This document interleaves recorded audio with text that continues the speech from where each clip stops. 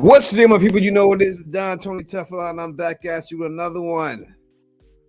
This one is from season 4 theories. It's time to start getting into season 4. We need to let season 3 go a little bit and move on into the future. Move on to where we need to get to and figuring this whole situation out. That is what we need to do. That is what we're about to do. And I'm here to talk to you. And the fact that, I'm here on time means, most likely I'm here by myself. And everything else. So usually that's how. Not that. One second. Not that my guests be late or stuff like that. No. I'm just teasing when I say those things. But I want to shout out to my girl Elamar, who had health issues recently, and hopefully everything is all right with her. And I'll keep her in your prayers and everything else, so that she will be back healthier, stronger, better than ever. Our co-host is in the building as always. He'll be here in a second. Don't worry about it. He'll get here. I promise you that. What up to my familia? That's how we roll on these streets right now. The familia is in the building. Let's say what up to the people who are still here. Rocco, listen, we know that as always, the numbers will dip always drastically when the season ends. But the strong, the people who are real, that really are about it, are going to be here. And that's who we got here. So let's talk about who these people are. The real rebel Eric is one of the people in there. Vanessa Wicked is in the building. My sister Cody Cole is in the building, rocking with us right now. Dr. Kaiju Labs is one of the real ones. Sonic Your Boy is one of the real ones. Lou is one of the real ones. Our girl Carla Way from the Land Down Under is one of the real ones up in there. Perp Minded is one of the real ones. She does the most is one of the real ones. Listen. Dizzy Guy Explores is one of the real ones. All the real ones rocking with us right now. The Butcher of Blaviken is one of the real ones. Thank y'all all for sticking with TNX is one of the real ones. Listen, thank y'all all for sticking with me. Thank y'all for watching me. I'll get you through this long night along with you, my people. My man Phil the Issues Guy. We will get you through the long night until the season starts. We have a couple of years to wait, but it will go by faster than you think. You know what I mean? As Sonic Your Boy says, Tony Teflon is a real one, no doubt. I'd like to say also we received a lot of praise for the interview we did with our boy Doug, the man in yellow. People said it was the best YouTube interview they've ever seen by any YouTuber. And me and Phil would just like to thank you for that. You know what I mean? We want to thank you for that praise. We do our best. We don't just take them on just to get out there and take them on and just blab to them. We actually try to be as professional. And Phil tries to be professional. I'm the sidekick when it comes to those interviews. I let Phil leads the way. You know what I mean? But we do our best to try to get information without actually doing things that could hurt their career or anything like that, but give you some answers that we can get to and everything else, and do it in a fun way. And he was a great interview. He was a really good guy, so it was really easy to do with him. Debbie Ebby Obebe is one of the real ones, and let me give a shout out to Debbie Ebby Obebe, who has been going through all of my older videos, watching them and commenting. And I'm not just talking about the from ones. She's gone all the way deep into it. She's gone into the ones that are the streams, the after dark ones, and everything else. And I appreciate that, Debbie. Every view counts, and I truly appreciate you doing that. I really do, 100%. What up to Jen Hack? She's one of the real ones. Rose Jones is one of the real ones, rocking with us right now. And Luna, as always, is one of the real ones. You know what I mean? Truly appreciate all y'all. Sweet P is one of the real ones. I'm over here stalling for Phil to come up in here, but we won't stall anymore. We'll keep it going right now. All right, so we're going to talk about season 4. Number one, season 3 was a great season. I would say probably the best season since season one. I mean, there's only been 3, but I would say the best. I liked it a little bit more. And thank you so much. Jen Hack said, MIY interview rocked. Man in Yellow interview rock 100. Thank you so much for the super chat. We truly appreciate that on this channel 100%. You know what I mean? That's what we're gonna try to get more people on. We're gonna do our best to get more people on for y'all and have y'all have the ability to ask them questions too and everything else. Kelly Johnson said, what happened in After Darks stays in After Darks 100%. Usually I delete those streams. Most of the streams are deleted, but I have left a couple of them up, just a couple, just to give people a taste and stuff like that. Yeah, I agree. She does the most, has agreed better. Yeah, much better than season 2. Season 2 I felt was I don't want to call it a filler season, but it seemed like in motion, season 3 is where shows take off and become what they're supposed to. Whether it's Wire, season 3 of The Wire was a season that really started pushing people towards The Wire. Whether it's Game of Thrones, season 3 was the Red Wedding scene. When that happened was season 3. You can go through all of them and you see season 3 usually is the make or break season. And when it goes to season 3, that is what pushes them over the hump, pushes them where they have to go and gets them in there and stuff. So season 3 usually is what's up and everything else. That's the way to go. People say you gotta get Jim on. We'll try to get Jim on. We'll do our best. You coming on screen, Phil? Yeah, just give me 1 second. I'm doing some stuff that I shut off my camera anyway, but let me turn it back on in a moment. But I agree. I kind of liked season 3 more than season 2 as well. And I almost at times think that season 3 might even be my favorite season, but I think season 1 is the best one. I don't know if that makes sense. I just really liked season 3. Every episode, especially the first half, was, I thought, really built on itself. And then even though a lot of people complained about too many filler episodes or whatever that in the back half, I kind of thought that built up a lot of character tension and kind of stuff that we're talking about with Doug, like the character stuff, like building characters so that in that final episode, it really cleaned up everything it set up in the previous 4 episodes.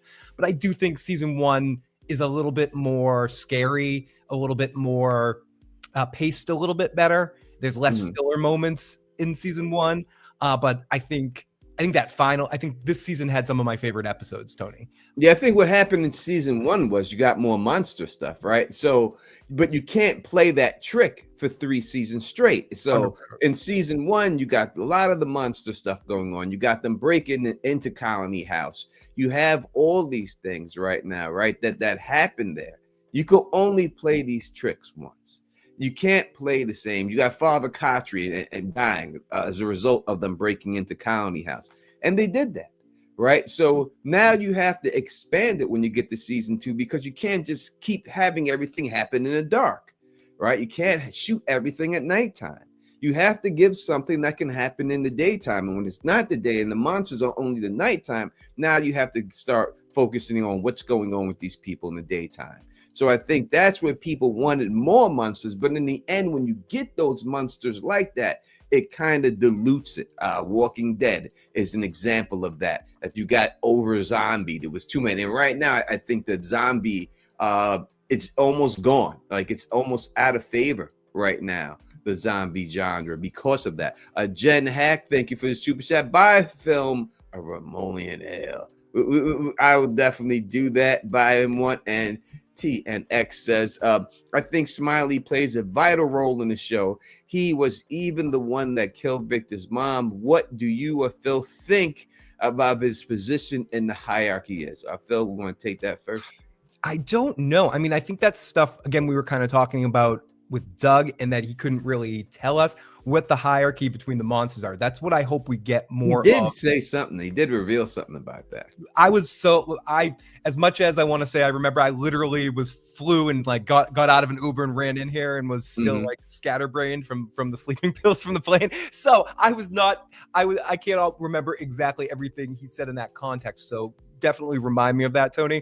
But It's so yeah. What do you say? What do you say about that? He said that he had to go into executives. It was something like he had to be an executive, a CEO of them. So Okay. that's what he felt like, that he had to be like the CEO of it. So the fact that he said he had to be like the CEO would mean that he is the boss of the monsters, Right, or at least the biggest boss that we've seen so far. Yeah. So when it comes to Smiley, because I know everyone like loves Smiley, and he was on the posters and smiling, doing all of his shit. I think he, at least in the initial conception of everything, Tony, and maybe it might change because of his popularity, but I think he was just supposed to be one of the crew, like what, just another monster that they were focusing on, like Molly, like Molly Monster, like Old Lady Monster, like just one that we had a little bit more focus on because he was charismatic and he got it. And I think him coming back, it just happened to be he was the one that they killed. I don't think there's any hierarchy in the place of the regular creatures that we've seen so far. I think it's then the Man in Yellow, and then maybe, as you have alluded to, other creatures that the same level as the Man in Yellow or maybe higher. But I think it's them and them. I think Smiley is just one of the other townsfolk that gave up, that sacrificed the children and stuff. He's just a really smiley one, Tony. He's really charismatic. Yeah, I think that when it comes down to it, is that he is the only memorable monster that they still have on the show. I mean, he was memorable enough that they put him on the season 2 poster, right? So the fact that they put him on the season 2 poster means that this is the guy that we could recognize with. So having him be the monster that killed Victor's mother works better, because now we already know who he is. If you just had a random monster do that, it doesn't have the same effect. So I don't think that it means anything that they had him kill him. I think it just means that that's the guy that we recognize. So that's why they used him in that spot. And I give him all the credit in the world, because he's another, walk on, this guy who, and he said when he came on our show, when we interviewed him back, I think it was like season 1 when we interviewed him, in between season 1 and 2. And he said straight up, he said, the main thing I do is I go on set, I shut my mouth, and I take coaching. I take whatever they do. And maybe some other people don't do that. Maybe they said, you know what, you're memorable and you're willing to listen and learn. And that's why we're going to focus on you here. And that's why everything goes down. So I think that's what it is, more than a hierarchy of the monsters of anything. I think they're all on the same level because they all did the same thing. Rhodes Jones says, if Acosta comes on, will you shoot your shot? So let me put it like this. If Acosta will she shoot her shot for Tony is the real question. That would be the real question. Will she shoot her shot at the Don? I mean, if she knows what's good for her, she will. But that's beside the point. Well, she if she came on here, will she shoot a shot at the Don? Number 2, if Acosta, and listen to the words I'm saying, came on here, 100% I would. You know what I mean? If Acosta came on here. All right, I understand the words that are coming out of my mouth. But that's what I would say about that whole situation. You know what I mean? That's what it is. Oh, he is, Carla. Tony's not taking anything down. He said, if she comes on, I hope Tony keeps his. I ain't taking that. This is my picture. This is my picture. This is my background. I'm rocking with it. This is a vital picture in the story right here going on here.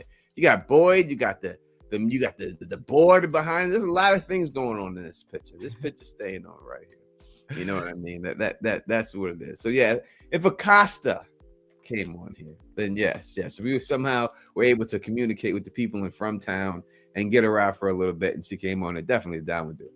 You know what I mean? That's what it really is. And I do want to answer ML's question. What's the explanation for the running?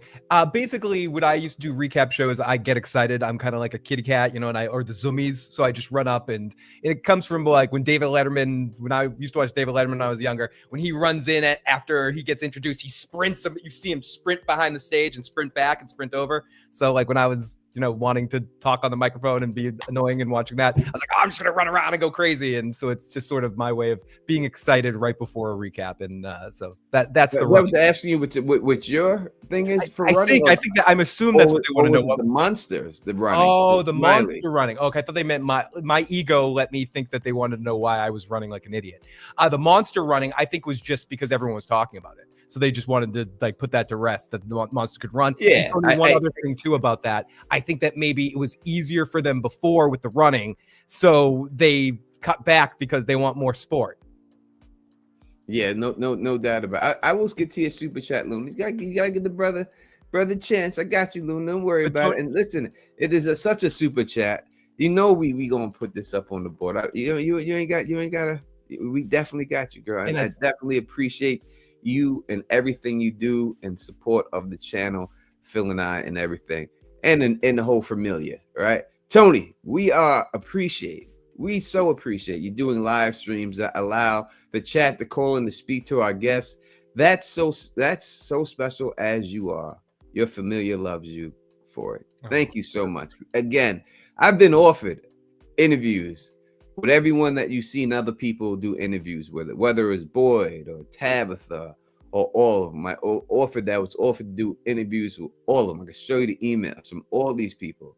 And I said specifically, if they are not willing to come on the show and do it live with me so that my audience can ask them questions, then I am not going to do it. And you've seen who came on this season who was willing to do that. Again, so when you see everybody else that got interviewed from on other channels, and I don't watch other channels and do all that stuff, know that those people did not want to come on and talk to y'all people personally, because that's what I told them they could do. And those are the ones who turned it down, and the ones who didn't turn it down are the ones who came on the channel. So make it for what you want. So I'm only willing to do that. And that's the only interviews I'm willing to do. I don't want to do the interviews where it's just me and Phil and them and just talk, and then I put it up and I could add clips to it and make it look fancy like I've done before in the past. It's nothing I haven't done, and I've done it, and I understand it's a good look and everything else, but I just don't want to do that anymore. I'm here for y'all. This is the #1 from show for the fans, by the fans. You guys make this show, and this show is for you.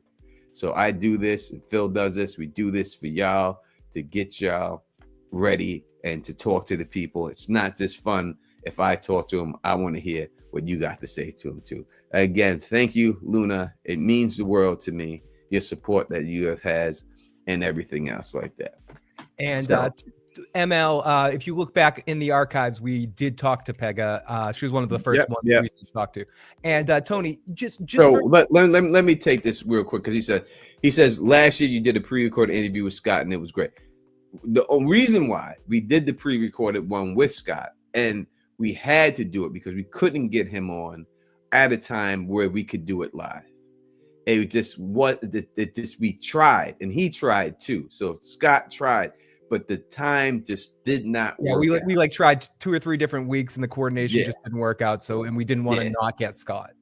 So that's and he wanted to be on with us. He was like, come on, we got to get this happening. Yeah, he was hitting us to like, we got to get this done. He messaged both of us privately. Was like, come on, guys, what the hell? Well, get me on. So that's the only reason. Scott definitely wanted to come on and stuff like that, and he definitely wanted to talk to y'all people too. So don't think Scott. Just go by the people this year. That's all. Jen Hack, you're too sweet to me. Okay, you're too sweet to me. But Tony, to go to the running thing, which I don't want to dwell too much on this because a lot of talk's been happening about it. But I do think if we do it in canon of the show, I think you could look at it as the running changed from the time when Victor's mother was there to Tabitha. Time period, because it was too easy. The same reason why they released the Talisman, something we still haven't figured out yet. Maybe those were just released because the game of hunting people and killing people became too easy, and they want challenges to make it a little harder, so it makes it fun for them. To include talismans or to not run. Oh, you can't run anymore, guys. Remember that. If there's some sort of coordination between the monsters themselves as a way of making it more difficult. We have to outsmart these people. I don't know. It's just a thought of something trivial that sounds right to me. It's just a game, and now it's uninteresting for them to run. In the beginning, they ran, and maybe they slaughtered so many people that That's we're what I'm saying. running out of people. So Yeah. let's just we better start walking. Exactly. We're gonna make this difficult for ourselves. Yeah, let's try to make it a little bit harder for ourselves. And Tony, you know everything. when you're playing like your little cousin in basketball and you're beating them and you have to tie your hand behind your back and then you're like tie Yeah. both hands behind your back, like something like that. That is what I'm kind of. It definitely seems that was one of the things that they wanted to do there and everything, So, but yeah, I think that that makes sense and why they ran then and they don't listen. You can also see they used to scream, and they stopped screaming. Right before they were screaming, we said, and then they stopped screaming. Now they started screaming again. So it's not like they forgot how to scream. So it's not like they forgot how to run, and they got up on Father Kotry's ass real quick. They got up on his ass really fast. So they may have ran a couple of steps to get to him and shit, and they got up on him. So I think it's more that. And when you just deal with any horror movie, right? Mostly horror movies and stuff, and the thing, and this is a horror show. Walking is always scarier than running, right? And that's what it is. Whether it's Jason, Michael Myers, you don't see these guys run. They always walk.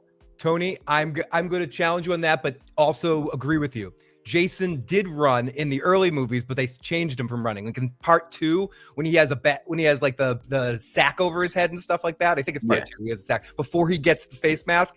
That movie he ran in, but after that, they're like, take out the running. Once he got the face mask and was the Jason we know, but in part 2, he actually did run, and they were like, that's not as scary. So they switched it to him just walking and stalking and stuff. So at first. They were like, yeah, that's not quite as scary. So the only reason I know that is because there was a Friday the 13th video game, and they had different Jasons. You could play as different eras of Jason, and when you were the Jason from part 2, you got the ability to run. And it was like, I was like, why are you running? And then you look back to the movie. But to your point, it's absolutely correct. Walking is way scarier. Like having someone just like you're running and then Freddy's just strolling around in the back while you're walking too. It's super scary. Because when you're walking and you think you're away and you turn the corner and he's there, like how the hell he get here? Yeah, like this, like hey, this dude just walked. How did he get there? So I think it's more of a thing. A little bit of what Phil said, a little bit of a movie and so trope that's scarier.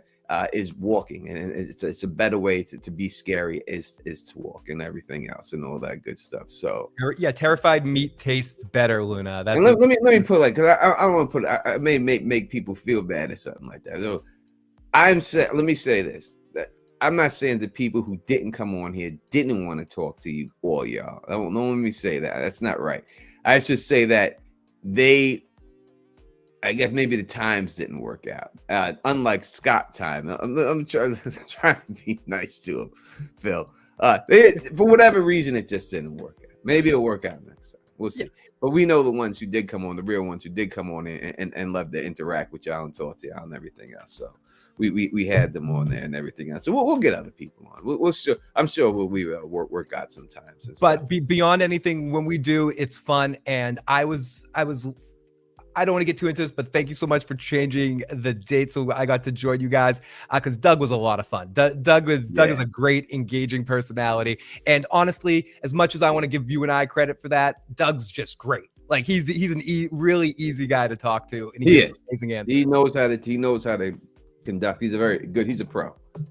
He's a pro at being interviewed. He's a pro. You know what I mean? Tell I think he's a theater teacher too, so you can just tell the way. It always takes two to tango in the end, right? You could have the greatest interviewer in the world, but if you don't have a responsive interviewee, then you can have a shitty interview, right? Yep. So it takes two to tango and everything else. And he's great. I wish I had what we talked about after we got off. Right, totally. Like we had about another 20 minutes to half an hour conversation with him where we just were like, I want to ask you a bunch of questions we couldn't ask you on the air, and Tony and I just sort of hung out with him and had some like conversations and stuff. Yeah, I wish I could recorded that. I could have shared that stuff with you. That was almost better than the interview itself. Yeah, that was a really good time. I kind of woke up a little bit, and the three of us just kind of had a good time. Yeah, I agree. That was really cool. 100%. It reminds me of the first time we talked to Liz. Like when we had a good time with Liz, and then once it shut off, it's like damn. We said like an hour. Yeah, like an hour chatting with her. Like an hour. We talked to Doug. We talked to her husband back then and everything else, and Yeah, the first interview was she on set or was she home? I We think got her on set we when think she was on set, so she maybe was in the trailer. Yeah, so maybe it was the second one then. Yeah, we got her on set when she was in the trailer. She did the interview with us, and then we did the next interview where she was at home, and then that's when we met her husband and everything, and we talked to him, we talked to them, and everything. And that's cool, and I can always see it now that we've talked to her husband and gone through him, and hearing that Doug and him were friends and worked together, and like you can see it. I could see the two of them being very funny. I could have.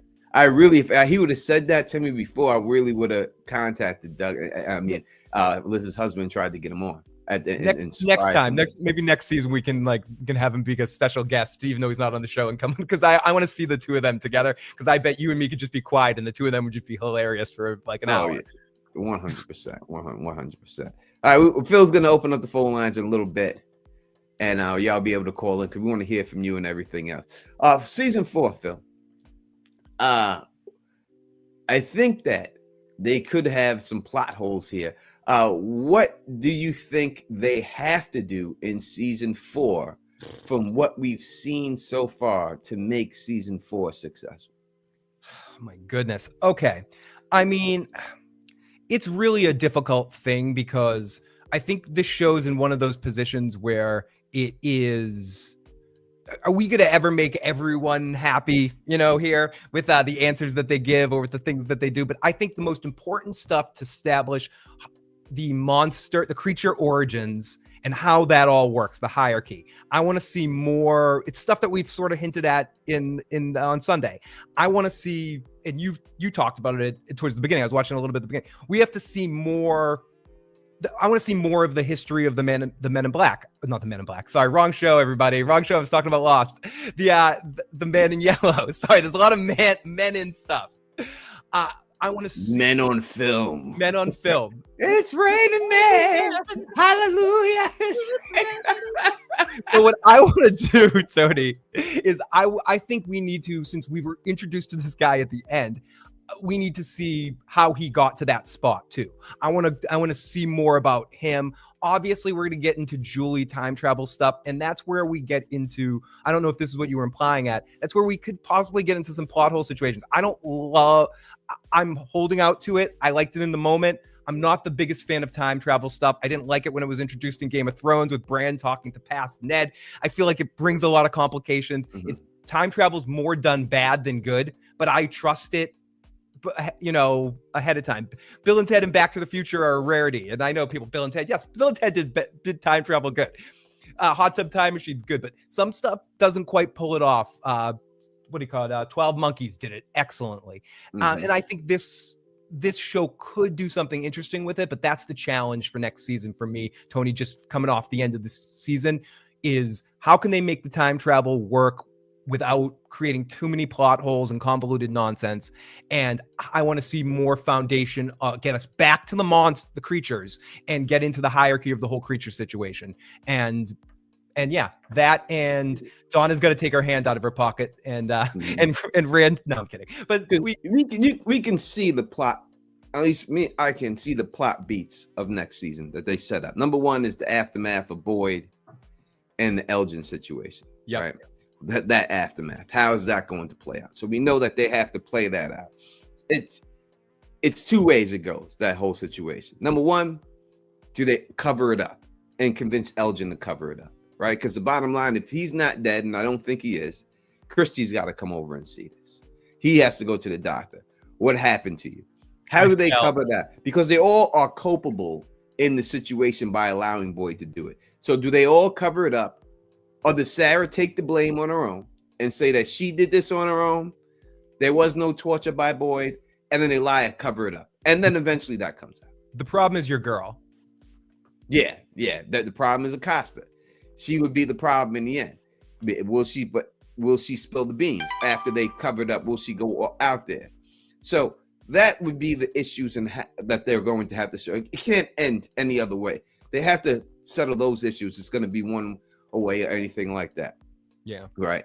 The Real Rebel Eric, thank you. He says, do you think we'll see new monsters, new sacrifices? I don't know if we'll see any new monsters, so to say. Like a monster that we never seen, like another Man in Yellow. I think they have to do more with the Man in Yellow before they can introduce something else. Yeah. Every season they seem to have done something with the nightmare creatures, then the nightmare situation. It seems that was the way they were going, and with the music box and the nightmare situation, and now they bring the Man in Yellow in at the end. I think they have to do more with it. Yeah. You know, if you look at him as a fact, if you look at this as a Marvel movie, right, and they showed Thanos at the end of the first movie, right? And you knew that Thanos was the big bad they were all fighting towards to get. I look at this scene as that type of scene by showing him at the end as showing Thanos with the glove. Now, Tony, this is something I'm curious about because I don't think I've heard you address this. Maybe I have and I've missed it. What association or something that I want to see in season 4? What, if any, connection does the boy in white have with the Man in Yellow? Are there any associations to that? Do we get any connection between those two characters? Not only do we, just to add another thing to the pile of stuff I want in season 4, more boy in white. What is the boy in white? I know he possibly could be Victor, and that's why they're holding that thing out. Or I know you think he is 100% Victor, but how is that associated with the Man in Yellow? Is there any connection between those two characters? Is the Man in Yellow trying to kill the boy in white for some reason? Is the other way around? So is something, or are they not associated at all? How does Victor being the boy in white or the boy in white connect to the history of the town? Or is he just, some other element that got stuck there in a different way? So I want to see more of the boy in white, Tony, and I don't know if that's possible with the aging and all of that sort of stuff. Like, how are they going to fit that in? And Ethan and the boy in white's easier than Ethan to deal with, but with the boy in white too. Tony, go with any of this sort of, like, I'm curious of your thoughts. Yeah, so they definitely, I think it's come to a point in time now where they need to start fleshing out the boy in white, right? So they need to flesh that out. They need to get that going. They need to say exactly, just having them say, don't chop down the tree and walk away is not enough. No. All right. So they gave the Thanos treatment to the boy in white in last season when she pushed Tabitha out there, right? They showed us that, and they did that, but they didn't follow up with anything with him. You know what I mean? At all. So you when you have a villain like the Man in Yellow and you bring him in like a Thanos at the end. So now I think about it like this. The next season, to me, would have to be them losing. Yeah. Right? Big loss. They have to take a huge loss next season, all the people in town. They have to, almost all of them have to die. If they don't do that next season, then I don't know how they will justify it. Because if you looked at Endgame or before Endgame, you look at Infinity War. What was the thing that they did in Infinity War? They lost. Stark, they all got snapped away. Thanos won. That's what built the drama for the Endgame. When you see the Secret Wars coming out with the new Dr. Doom as Robert Downey Jr., what do you think's going to happen? They're going to win. Dr. Doom is going to win. And that's how you set up the drama for the big them to come back. You can't have them win. So when you show the Man in Yellow, he can't just come in and get whipped. Like the first thing they showed the music box, and boys figured the music box thing out, and they won. They've been doing too much winning so far, right? They even won in this season. So for the first 3 seasons, they kind of won.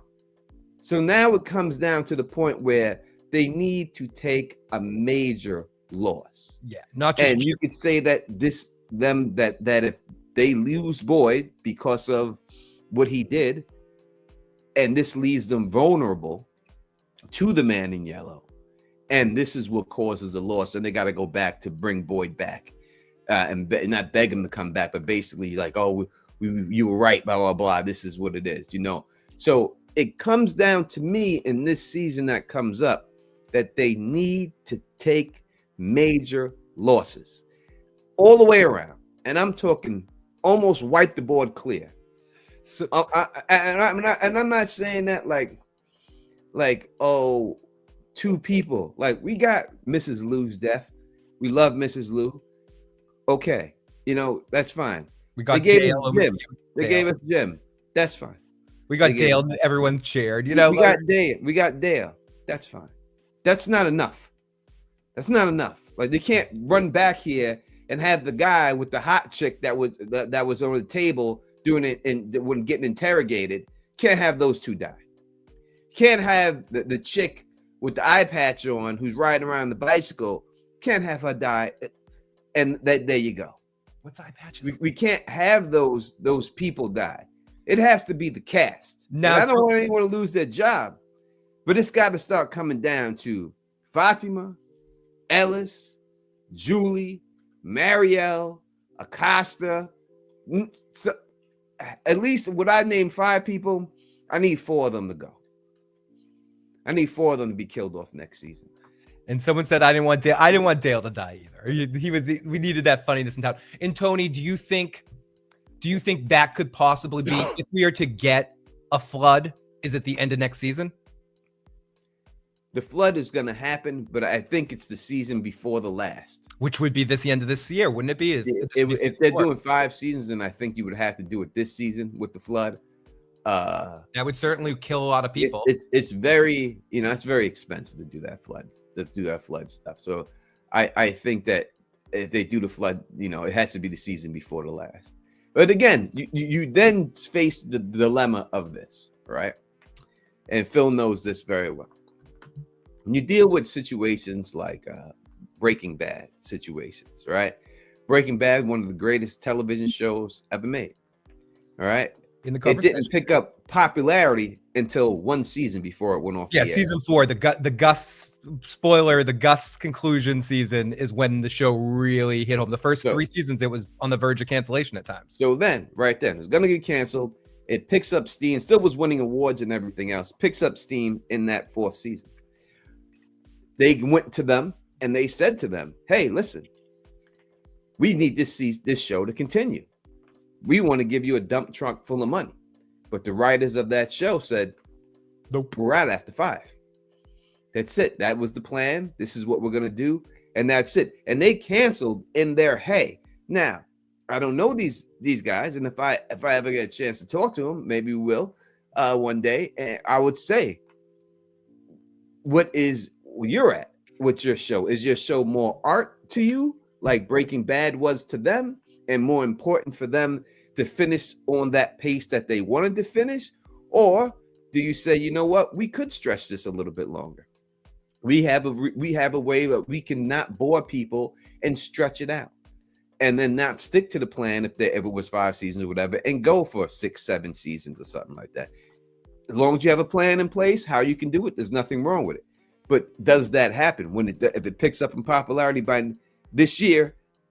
And now everyone becomes that popular in season 4, and say they only have plans to go season 5. Will they be willing to stick to their guns and say, you know what, we're out after season 5? That's it. Or will they say, we can stretch this a little further? We can go right. Like if in between these seasons they come to them and they're like, listen, we love the trajectory this show is going on. We know you guys kind of have a plan for 5 seasons. Could we stretch this to 6 maybe? Blah, blah, blah. I don't think they're going to say no.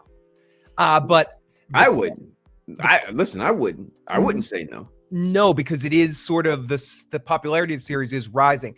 That being said, there is a lot of people that watch this show that aren't going to be happy no matter what, that also already think it's being stretched out. So I want to see, to your point, artistically, the best story possible for this particular thing. The Walking Dead, I will argue even that it wasn't so much that the zombies being too many zombies that did affect it, and it was the zombies not being as biting, not being as effective, and concentrating too much on like safety and boring stuff, and not necessarily focusing on the action and the craziness. Well, I think I would say this, Phil. 5 is perfect. To counter that a little bit, I think the zombies became more comical muse, right, than actual threats. That they had the zombies so under control that when you see them, like when you see the zombies and you have them walking by the gate and the zombies are at the gate, and they're just walking by, then they poke it with a fucking fork in the eye, then keep walking, and take a piss on them and stuff. Threat is gone. Like, now you have made the zombies who are supposed to be scary, you have turned them into side performances. Now, do they at one point the horde get together and it's, yes, they do that and everything else. But you see, that's what they do when that was it. And you see with The Last of Us, that's not the case with The Last of Us. They can't get these things under control. They're always going to be the threat, no matter what's going on. Like, because when you get to the point where even if you have beef with somebody else, if one of those things come in, that's automatically the beast. And the bloater or something shows up, then we got to join forces and everything. And they didn't get to that with The Walking Dead. It made it more comical. You know, you got people riding on the backs of zombies and shit, just riding them and shit. Now, Tony, I would argue that they didn't even go far enough down that road. The problem was they did make it like that, but then they tried to do serious human drama. If you're gonna go that way, go Zombie X or go whatever that show, Zombie U, or go Santa Clarita Diet or something. Like, they should have gone over the top. If you're gonna go over the top, go over the top. You can't live somewhere in the middle. So I think I agree with everything you just said there. But I think and I kept saying this when we were reviewing it, they should have gone more stupid. Like, if you're going to go stupid, go real stupid. Like Gremlins 2 didn't try to redo what Gremlins 1 did. They were like, oh, we're going to make Gremlins crazy and over the top, and put it in a building and make Gremlins be like an electric gremlin and this gremlin. And I thought that movie was hilarious and didn't try to match what the first one did. And I think that sometimes that works with stuff. I think From, the scarier they make it, Tony, the better. I think in season 4, I think we said this before season 3, and this is a question I have for you. Were they successful making season 3 scarier than season 2? Or was season 2 scarier, or has each season been less scary for you? It's been less scary this season. I think that you had the opening salvo with Mrs. Lou, and then that was the end of them, basically. Right? So you had the opening salvo, Mrs. Lou dies and everything else, and then basically they were a non-factor, the creatures after that. Yeah. They didn't do anything at all. You know what I mean? It was more psychological. It was more. I mean, was it scary when Randall? No one cares about Randall, right? It's character. So that Randall got stuff. We're gonna keep Randall. Good.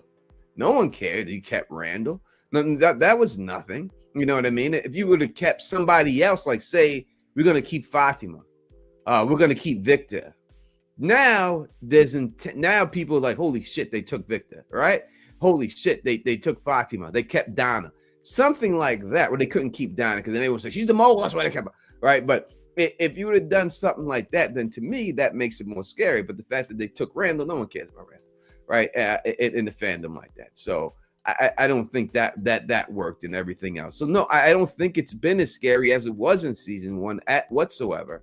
And I think that this season they have to get back. What you have to do, and this is we gotta get interview with these guys. We get these guys some tips. They won't listen to the Don Tony Teflon Philly Issues guys. Tell them, come on, we'll interview them. But if they are listening and they do watch some of these shows, I'm sure they don't need us. They're great writers and they don't need us. But I would say what you need to do is you got to depower the talismans. You got to take the talismans out of the question. I mean, that's it. If you take the talismans out of the question, out of the equation, now it's on. Now you bring the horror right back. All of a sudden, people are there and they're like, I thought they couldn't get in because of the talisman. Psych. They crush it, come through. Now you got to go back to old school, digging holes and everything else. And can you survive like that? Like all these people, because if you did that, let's just say if the Don was writing the show, right? And I depowered and took away all the talismans.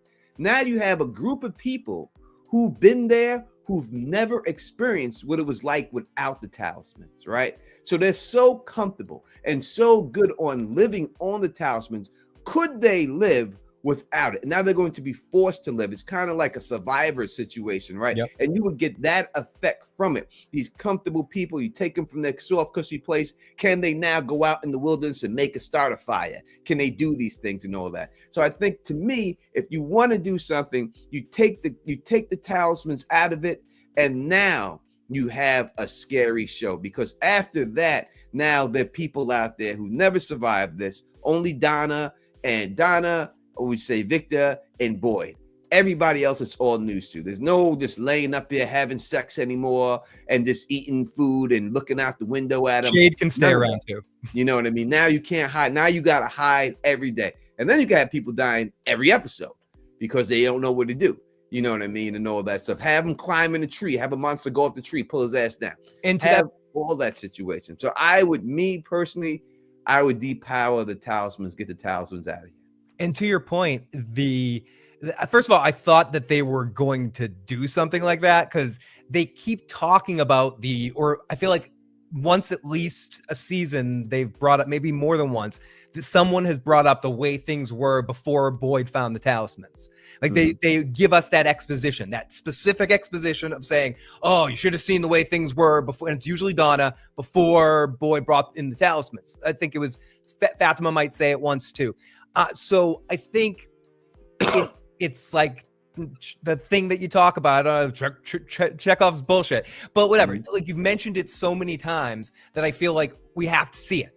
We have to see what it's like in this place without the talismans. That is something that would bring a lot of scary. And what like Red's Lipstick Club was saying, Anna, great to see Anna in the live chat, our good friend Anna, it was more a gross out season rather than fearful and scary. That would get things more scary and stuff. For me, the scary part last season was the ballerina stuff that was creepy. I would even argue what Adriana was saying too, that last season 2 with the ballerina and the worm stuff was more scary too, was more even though I don't like the way that concluded. So in season 4, Tony, we got to get back the fright factor, and I really love that idea. Depower the talismans, make them not work, have the man in yellow go collect them all, and kill anyone that tries to stop him or something like that.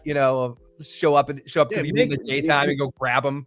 Exactly. Do that. Depower. Take the talismans out of the equation, and you get the show right back to the scary. Jen Hack, thank you again for a super chat. Maybe the talismans were not meant for protection, but for trapping monsters or something else. It's quite possible that they were meant for that. Ironically, the way Boyd found them to me would seem like they were all placed there for him to find. Yes. Again, they were all in the wall. They all had their own separate place in the wall, right? They all had little notches carved out for each of them there. Again, when we look at these situations, and thank you, Dizzy Guy Explores, for gifting a membership to Teflon TV. Whoever got that, please thank Dizzy.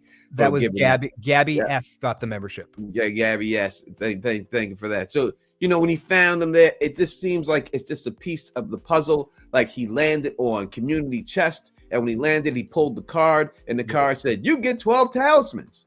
And that's what it seemed like to me, the way he found the talisman. Same thing, he landed on community chest at one time and said, "You get 2 goats and a cow." Wait, he won second prize in a beauty contest? What? Yeah, come on.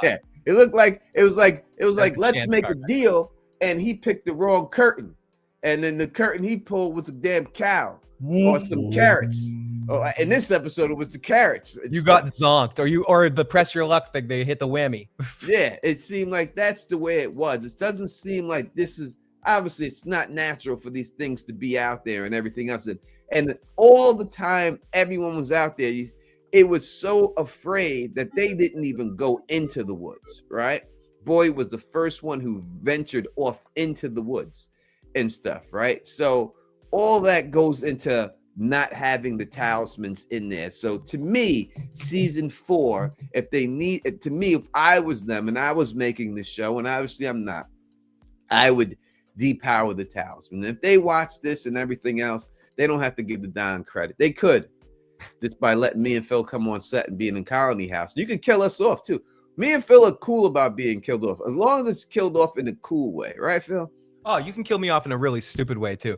Like I just went on the show. Listen, if I will run and just fall off a cliff, I could have a porn they stash try to like get me, I'll just fall. Like I'll just be running and there'll be a cliff. I don't see it and be done. Tony, or I'll be running for them and I'll slip and hit my head on the rock. And like Wile E. Coyote. You'll be like, yeah, Wile E. Coyote. You and I could be like Roadrunner and Wile E. Coyote. I'm like chasing. Yeah. You're chasing me around, and we both fall off a cliff. Yeah, we just die. Let's go there and just kill ourselves. I'll do that. I mean, what I really want to do is I'll offer to be Porn Stash Part 2 to bring Molly back just to die his way. I would happily offer myself a sacrifice to die like Porn Stash. Yes, I would. Listen, hey, if Phil's gonna be Porn Stash, I'll be his buddy. Dude, we could have I'll be the his buddy. nerd. I'll be asking you to do it. Yeah, I'll totally. ask Dare you me to do it. Be like, go ahead, you can do Right, man. I'm like that nurse, boy. That nurse, you see her? She likes me. She got that Dude. powdery skin right there. Dude, she kind of likes me, right? Like, you see the way she's looking at me? She likes me. I see the way she's looking at. Look at that smile. She don't smile at everybody like that. Look at her. Only you.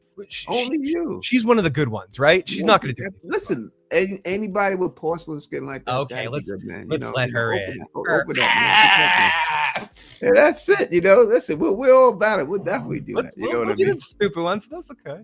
100%. We're about that life. We're definitely about that life. We're definitely going there and everything else. So yeah, if they ever listen to something like that, we get them on.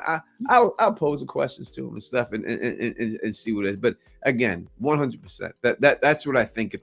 If they really want to up the game in season 4, my suggestion would be to get rid of all the talismans and let these people who have lived their whole time there with talismans now experience life without them and see if they can survive. And I think that's how you do it.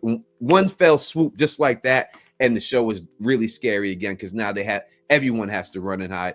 In the morning, they ain't got time to shit at the diamond. They gotta start digging some holes and shit. You know what I mean? There ain't no time for that stuff.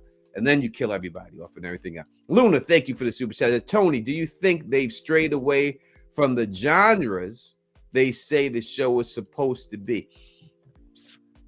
The genre stating sci-fi, horror is what the genres that is classified as to me that I've seen in there.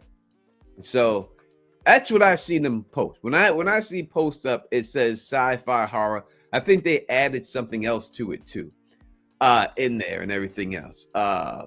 So I would say that they haven't showed us a lot of reasoning to the sci-fi of it. Not yet. Like they may have shown things that are sci-fi, but they haven't revealed that they are sci-fi to make them look more mystical and more magical right now. But that would be a way to hide that. And I do think that eventually, if it does have something to do with sci-fi, that eventually you do have to start showing something of that. You do have to have everything. Jessica joining us. I didn't know Jessica was joining us tonight. Oh, sorry, Jessica. Sorry. Someone said she's my girlfriend. I do have to introduce Jessica Rabbit as my new paramour. So thank you for blowing up my spot, Jen Hack. Thank you. What about what do you think about Luna's question? Do you think they strayed away from that? I mean, I don't know. I think you keep a little bit more flexibility if you don't lock into a specific kind of genre, but I think sci-fi opens you up to a lot of possibilities. And I think putting as sci-fi and horror, you open it up for supernatural, you open it up for something else. So I think that gives them a lot of flexibility to go in a lot of directions without locking themselves into it if they had just got one or the other. So I don't know if it's intentional though. I just think it's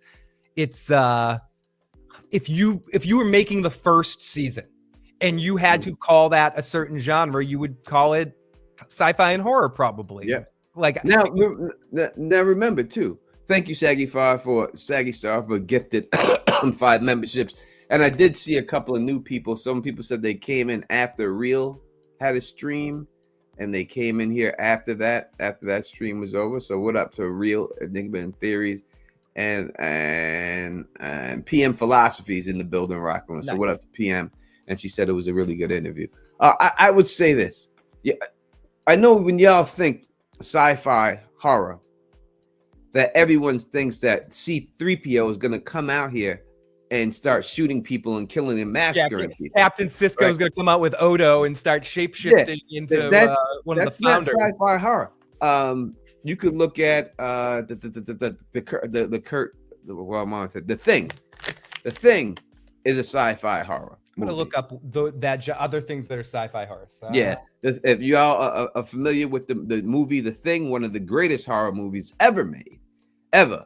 And I think that any show writer or any director will all say that The Thing is one of the greatest horror movies. I don't think anyone will ever deny that who is in the business. They will all say it. And The Thing, there was no type of all this gadgetry or futuristic stuff or anything like that.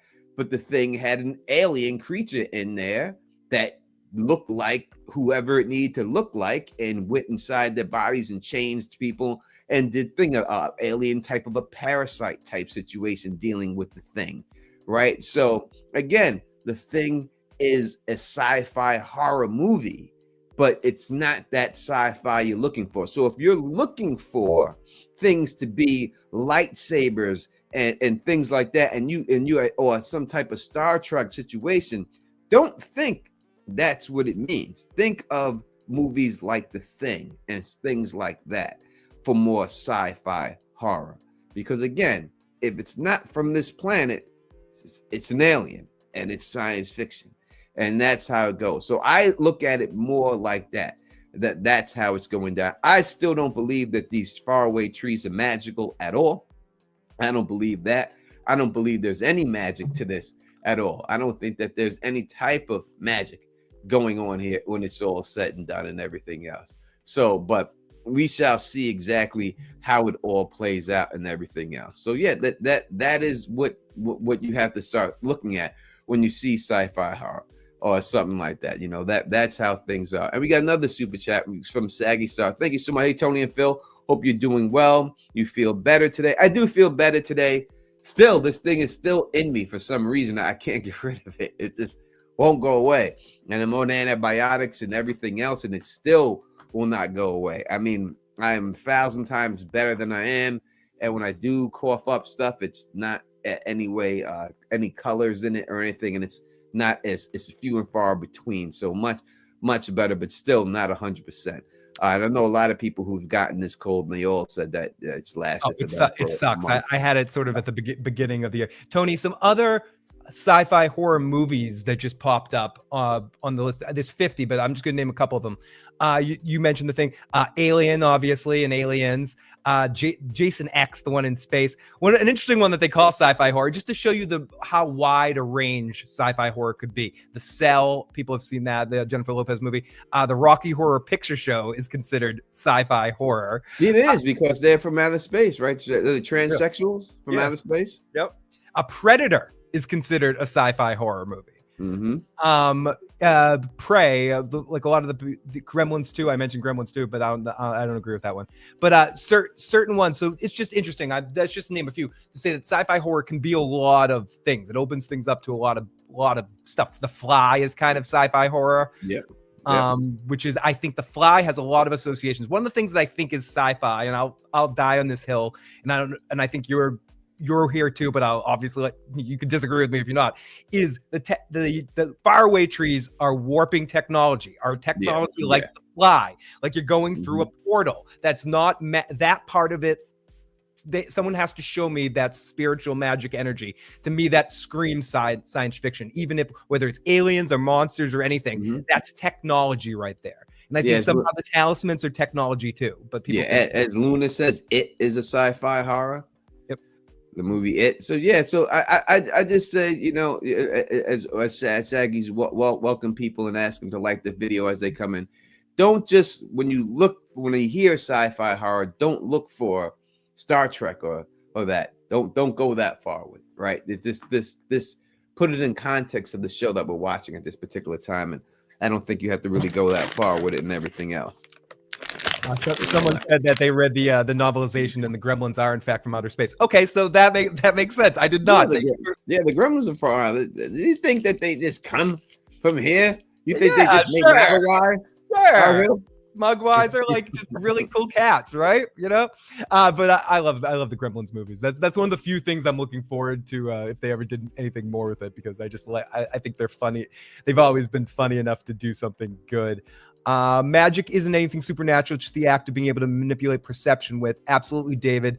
And I mentioned this episode of Star Trek before, but it's an episode where they meet something that claims it's the devil and can do all these magic tricks, and Picard's like trying to figure it out, and eventually figures out and can recreate everything she can do with the ship to kind of prove that she's bullshit. So, that magic is in perception a lot of the times. I will say this real quick about the Yankees losing Soto, and she brought it up. I think that with the problem with the New York Yankees real quick is that we're not the Yankees of old. We'll never be the Yankees of old to go. And I think that when you have an owner like Steve Cohen's, and he can go to a younger guy and say, listen, I'm going to pay you over $800 million, and the Yankees willing to pay you $800 million. But what I can do for you is show you how to flip that $800 million and make $2 billion with it. I think when you have that pitch and you use that pitch, that anybody who's in that position is going to leave, right? So I think that that's where it is and stuff, and the mystique of the Yankees are gone. So that's why I think we lost Soto in the end and stuff, when it all comes down to it. And I'm gonna hesitate to talk too much sports because I'm very curious who you like in Usyk Tyson 2. Who do you like in that fight? Usyk Tyson 2. I like Fury. I thought Fury should have won the first fight. I even think Fury did win the first fight. I thought Fury won the fight by 1 point, and it should have been awarded a draw. I think it's an easy fight for Fury, and if he just doesn't clown around, he wins easy. I don't think that it's hard. It's up to him. He was winning the fight easy. He wins the fight easy. Usyk is just really too small for him, and if he fights like a big man, he wins going away. And that's just the way it is, And Usyk also lost to Daniel Dubois. Daniel Dubois knocked him out with a body shot that they didn't count as a knockdown. It really was a knockdown. So no, I'm not impressed with Usyk when he's fighting them guys like that. Is it this weekend or next weekend? I think is it this weekend? It could be this weekend. That'd be great because then I could watch it on the big screen. Nice. The big and big as Saggy Star says in the live chat, for the holidays, make sure you get Tony Teflon's book on Amazon. If you haven't grabbed your copy yet, the link is in the chat right now from Saggy Star. It is Shadows of Deception, not Dows of Deception. Shadows of Deception. I mean, we think it's the Dow, like some type of Dow Jones average or something like that. The link's right though. The link is right. That's what man. Shadows of Deception. Really would appreciate if you did go out there and cop $20 and buy the book. It really would mean a lot. And everything else. Let's go through. Dave is saying this. We'll open up the phone line in a second. With Norse mythology, did you notice the tree roots that the tunnels and in the tunnels is the exit back to the real world? Like the depths of the unconscious is the pure gold and way to find out. I did not notice. Me personally, I'm not into the Norse mythology of fan theories of that. I don't think that's what it is. Me personally, I could be wrong. I've seen the evidence that people put out there and everything, but I just don't think it ends with Odin or Zeus or any one of these people coming down there. But in the end, when you deal with these people that are gods or act as gods, we have all sorts of stories, mythologies, legends that could be interpreted as gods, who in reality were misinterpreted extraterrestrials. And that's what it is. So I hope it is done, because then that means I'm right. But I'm not sure if they're gonna go there at all. That's what it is. But you did bring up another interesting point too about the time traveling aspect that we've seen in this show with Julie. And time travel it's a whiteboard of sort, right? That you can write the whole script and everything on that whiteboard and then just use time travel to wipe it away. And that is what the problem to me would be in this, using time travel in that exit, that if they do something that they don't like, they do have a back route to get rid of it right then, right? So you kill a character off and the fans protest and they're picketing at the streets. Oh, we use time travel, bring them right back and everybody happy again, right? So it has to be done in the right way. And it's a very hard thing. And there's two different types of time travel we have. You have the Back to the Future time travel, where you go back in the day, and if you mess with one thing, it leads to your family being erased and everything going wrong. Or you have that when you adjust something, that creates a separate timeline, and the original timeline goes on, but now you're on that other timeline of things. So how are they going to use the time travel? Will it be the Back to the Future way, or will it be the alternate timeline way? Will be interesting to see how they pull that off. Now, Tony, I have to say the elephant in the room, and I guess spoiler alerts for Lost. If you haven't seen Lost and the associations, I'm not saying this show is Lost or created by the same creators. It isn't. Well, some of the writers created this show, but Lost did do time travel, and they did it in that third way that we didn't mention yet, which is the predetermined future, meaning you cannot control what happens in the past. The past happened, you can go back and see it and all that stuff, but you cannot actually control what happened. What happened, happened. And on Lost, they went back, you could see things, but they were always supposed to go back. They were always supposed to go, but that always happened. So they didn't actually change anything, no matter how hard they tried. People that have watched Lost lots of times can correct me if I'm wrong, but I believe that was part of the Lost mythos with the time travel stuff. They couldn't control anything. Are they going to do something completely different? Are they going to borrow from that mythology of the way that show did time travel and use that to inform this time travel, now that it's clear that both shows do it? So I don't know.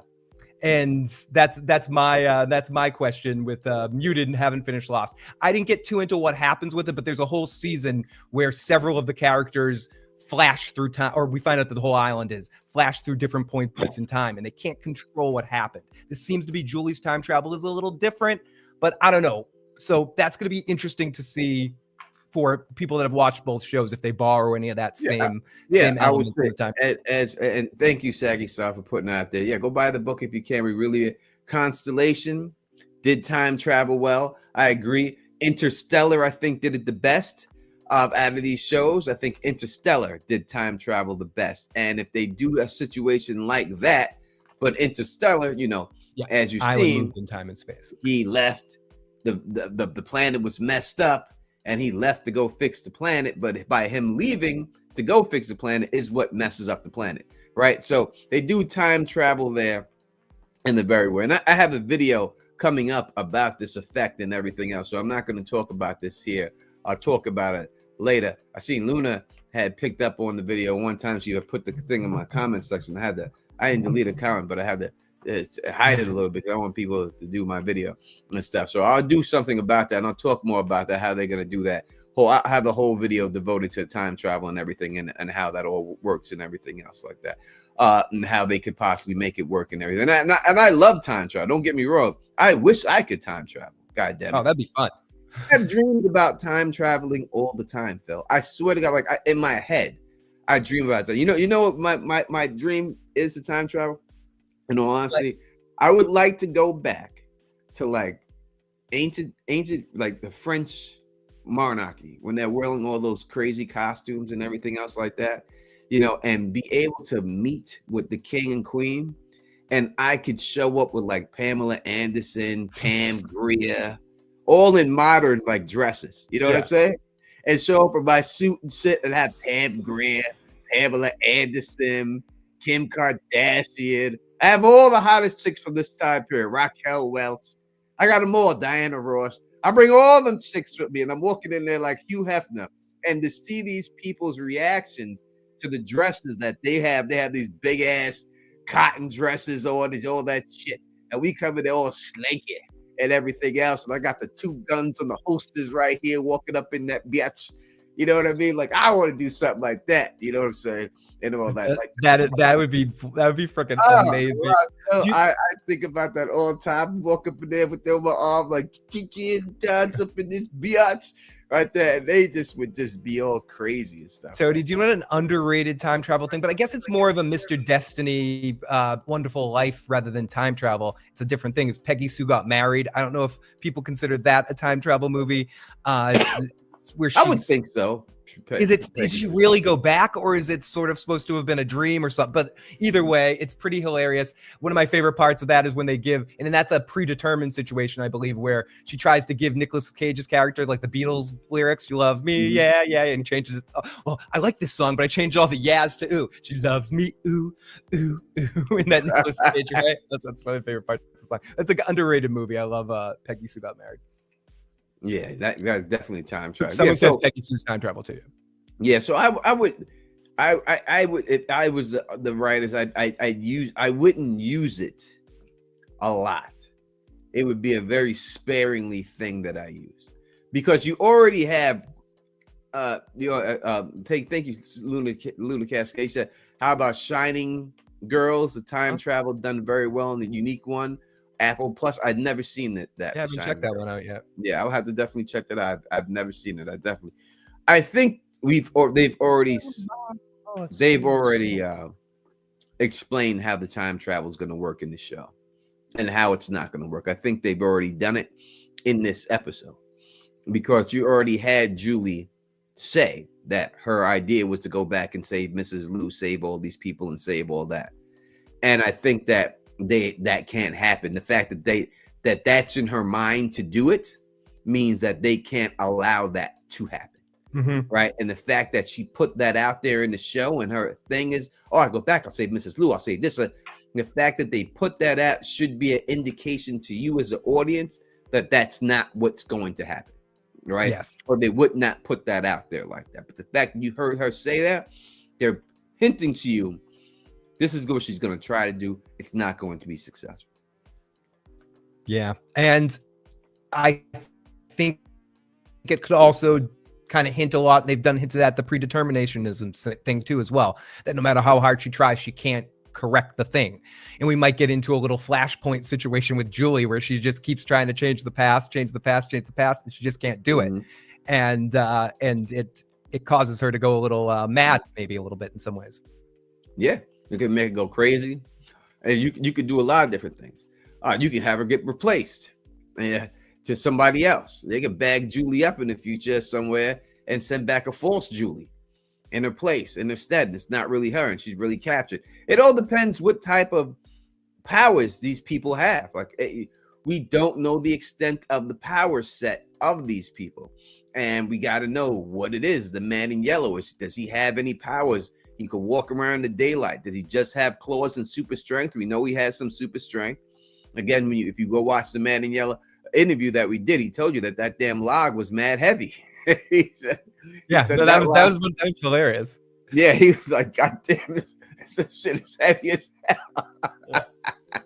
Newfound respect for Jim on that one, yeah. Jim was wielding that shit like, oh yeah, he was good with it. I don't want to fuck with Jim now. Yeah, he was swinging that shit like a lightsaber, Tony. He was like, yeah, I better watch. Yeah, you better watch. You better watch. Do you think what do you think about this, Tony? That Luna asked. Do you think Julie was the first story walker? I don't. I can't see her being the first. I have to think that someone else would have had to have this power before, and not have done it successfully. I can't see that after all the people that's been here all this time, that she is the one. Now, why is she the one that's able to do it? We've seen them all have seizures. The people have seizures. Is it everyone that has a seizure that's allowed to do it? Are they the only ones who ever escaped being in that ruin before? If everyone in that ruin, and they got the powers from being in that ruin, if they were all there, but everyone else died, and they were the only three who escaped because Boyd was able to save them, then you would say that they're the only ones to do it. But is it just Julie, or is it all three of them that can do it? When Ethan has the seizure, he says he was in the cave of the Lonely Dragon. He said, I was there. All right. Now, was he there physically, like Julie was walking around Victor's room? Or was it just a dream of his? They weren't specific when they did it, and they may not have been specific for a reason. And if that's the case, then we have to start saying that other people who've had seizures have this ability to do that too. That would be Sarah. That would be Elgin. It would be all of them that would be able to do it. We got a super chat from Golden Child. Thank you so much. Could you elaborate on how caused how he caused the planets to fall apart in Interstellar. I never thought of that, and that's my number one movie. Oh, I got it. I would have to. I almost have to do a rewatch of that to be able to talk. Yeah, I would have to go through it all again to show exactly how he caused the power. But it is for fact that he caused that destruction to happen. All that happened because of him going out there. I would have to really go back. We should just do a whole rewatch it and do a straight Interstellar. I'd be down to go back eventually doing every Christopher Nolan movie, just because I love Christopher Nolan movies so much, and like just do a weird retrospective of Christopher Nolan movies eventually, and start with Interstellar. I'm down. Yeah, because it covers a lot of things. It covers a lot of things, but 100%, it is what it is. All right, we'll get to this question from Luna. Where's Eloise, Phil? I think she is whatever the creature is, or whatever the thing making noise and banging on the cabins and all that sort of stuff. Similar to what I was saying about talking about being in this world without the talismans, Eloise being alive and leaving hints for her and all that sort of stuff. They keep mentioning that she wasn't fully found, her body wasn't found, she's a good hider, this and that, another thing. I think from what we've seen so far, if she's anything we've seen so far, she's what the hell's been moving around at the cabins. Yeah, we said this from the beginning. Phil and I had said this from the first time they got to the cabins, that it was Eloise that was going to be at that cabins. Now I have recalibrated my theory. Right, you said if it's either her, if it's not her there, it's Sarah. It's one. It's one. If she's dead, and I said when that happened, I said if it's someone alive, it's Eloise. If it's Eloise is dead, then Eloise is Sarah, and that's what I said. Fair. So if she's alive, she's at the cabins. If she's dead, she's Sarah. I would rather her be Sarah. But that's what I said, and I'll stick to those two things of going on there. Can I ask a stupid question, Tony? Well, it is a stupid question, but last season? I have to do a full rewatch where we're down in the tunnels and we see that one creature that looks not quite like an Anakui kid. It's like an older Anakui kid. Do we ever get back? Like I'll find the screenshot, but it's like when we see all the kids in the tunnel, like and there's a one in the back that looks older than the rest. And maybe that's my imagination. That's the one that woke up and slept and turned his head. That one. I think that was the electrician looking guy. Okay. I think that was him that you're talking about. I think that's who. I have to do a rewatch. Phil, you're right. Daniel Russo got to catch up with that. Victor Spell still lurking. Have a great night. I once met the actress that played Daniel Russo at a convention, and we marveled at both of us having the same hair. So she's very fun. She's hilarious. Yeah, at least a lot of. Bottom line is, they all regular people just like you and me. They just have a job where they get to pretend to be other people. They get to play make believe. Yeah, there's really no difference. They go to the same doctors that you go to. Maybe they go to ones they go to the same spots and everything. I've been in industry parties. I went to the industry party when it was a premiere for what was that show with Mark Wahlberg, Entourage. I went there with the premiere for Entourage. I went to that, and I'm telling you, I had a regular job like I do now and everything else. But when you're inside there, they think you're somebody because you're in there, and they treat you like that. They treat you like a regular person. Everyone was just a regular dude. It was just a regular person and everything else. That's just the way it went. You know what I mean? So no, don't. You know, everyone's everyone. You know what I mean? And I think that when they do the interviews, I think that should come across a lot of times. You know what I mean? And that's it. Look, that who's that guy who played Superman? Cade? What's his name? Kane? Oh, something. Oh, yeah, I know who you're talking about. Kane? What was his name? Kane? He was also on 90210. Not David Kane. Dean Kane. Dean Kane. Yeah, when Dean Kane was in college, he bagged Brooke Shields and he was nobody. He wasn't famous. He wasn't in anything. Just handsome. That's what I'm saying. He bagged Brooke Shields. Brooke Shields was the biggest heartthrob at that time in the world. And he bagged her up, this being a regular dude. Now he turned out to be something else and get roles and everything else. So never think it's undoable. You know what I mean? You don't kiss and tell, but I have stories. we'll save those stories for after dark implications. I got stories I could tell you. I could tell you stories, but if you good looking, you good looking. Whether you're in a movie star, or good looking is good looking anywhere. And if you got your swag, you can get anything you want, man. And that's it. You just got to be in the right position to be around them. That's just what it comes down to. You just got to be around them. You got to be around people. And if you ain't around people, you're never gonna have a chance. And I don't think that, as I said, I think, did we talk about this on air or off there with the man in yellow, Doug, the man in yellow? Man in yellow. About stardom is not what stardom used to be. Yeah. I can't remember if that was the after conversation. Yeah, it may have been part, but when we did have that conversation, I said stardom is not the same as it was like back in the day, in the 50s and in the 60s. These people who were stars back then had to go through whole talent training. They had to sing, they had to dance, they had to be funny, they had to act. You know, whether you're talking about Marilyn Monroe, Elizabeth Taylor, Dorothy Dandridge, any one of these women who came up back then are so much more talented than people who come up now, because right now those standards aren't put on you. So it's not their fault that they have to do it.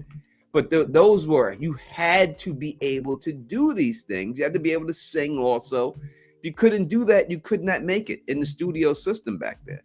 And then they would kick you right out, and that would just be it. Now you're famous just being on Instagram because you have a fat ass. That's it. It's because you got a fat ass. You're famous. Or if that fat ass is seen by a certain million of people and it wiggles in a certain way, you famous. That's not talent. That's just something that you're born with or you enhanced through surgery, right? That's not talent. You can't brag about something you're born with. Like if you're born with something, that had nothing to do with you. Nothing. That's just the genes, and it just came out that way, and that's it. So to me, you can't brag to me about something that you were born with. I don't think of that as something that you're born with. I just think of that something as a gift that you were given. But I don't give you any props for having it. You know, and that's just what it is. You know what I mean? So it's just the way the world works right now, and this voyeurism stuff, which probably started back with MTV and everything else. We probably go back a little bit earlier than that when the voyeurism stuff started. I mean, peeping Tom's been peeping Tom since the beginning of time, right? But now it's everybody is a peeping Tom. But the real world definitely started. The real world is something. The real world, like, I mean, you can point to other things too, but the real world really started that, like, feeling like, you know, or that voyeurism thing that I think you're talking about specifically. All right, we'll go back to from. Chris says, here's a fun thought. What if the whole show we've been watching this entire time is actually the past and not the present, because Julie went back trying to prevent things? That would be an interesting twist.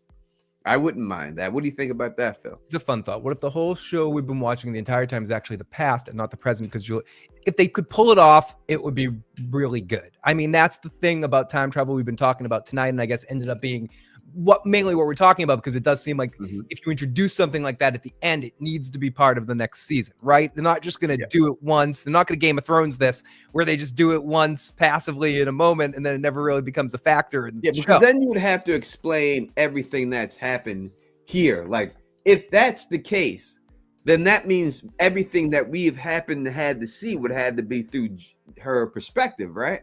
Yep. So if they would have to show that it's from her perspective, and everything we've seen, like, she would have had to been watching, or we wouldn't have been able to see it. So it would be hard to pull off. Jen Hack says, Phil, I'll make sure I scream.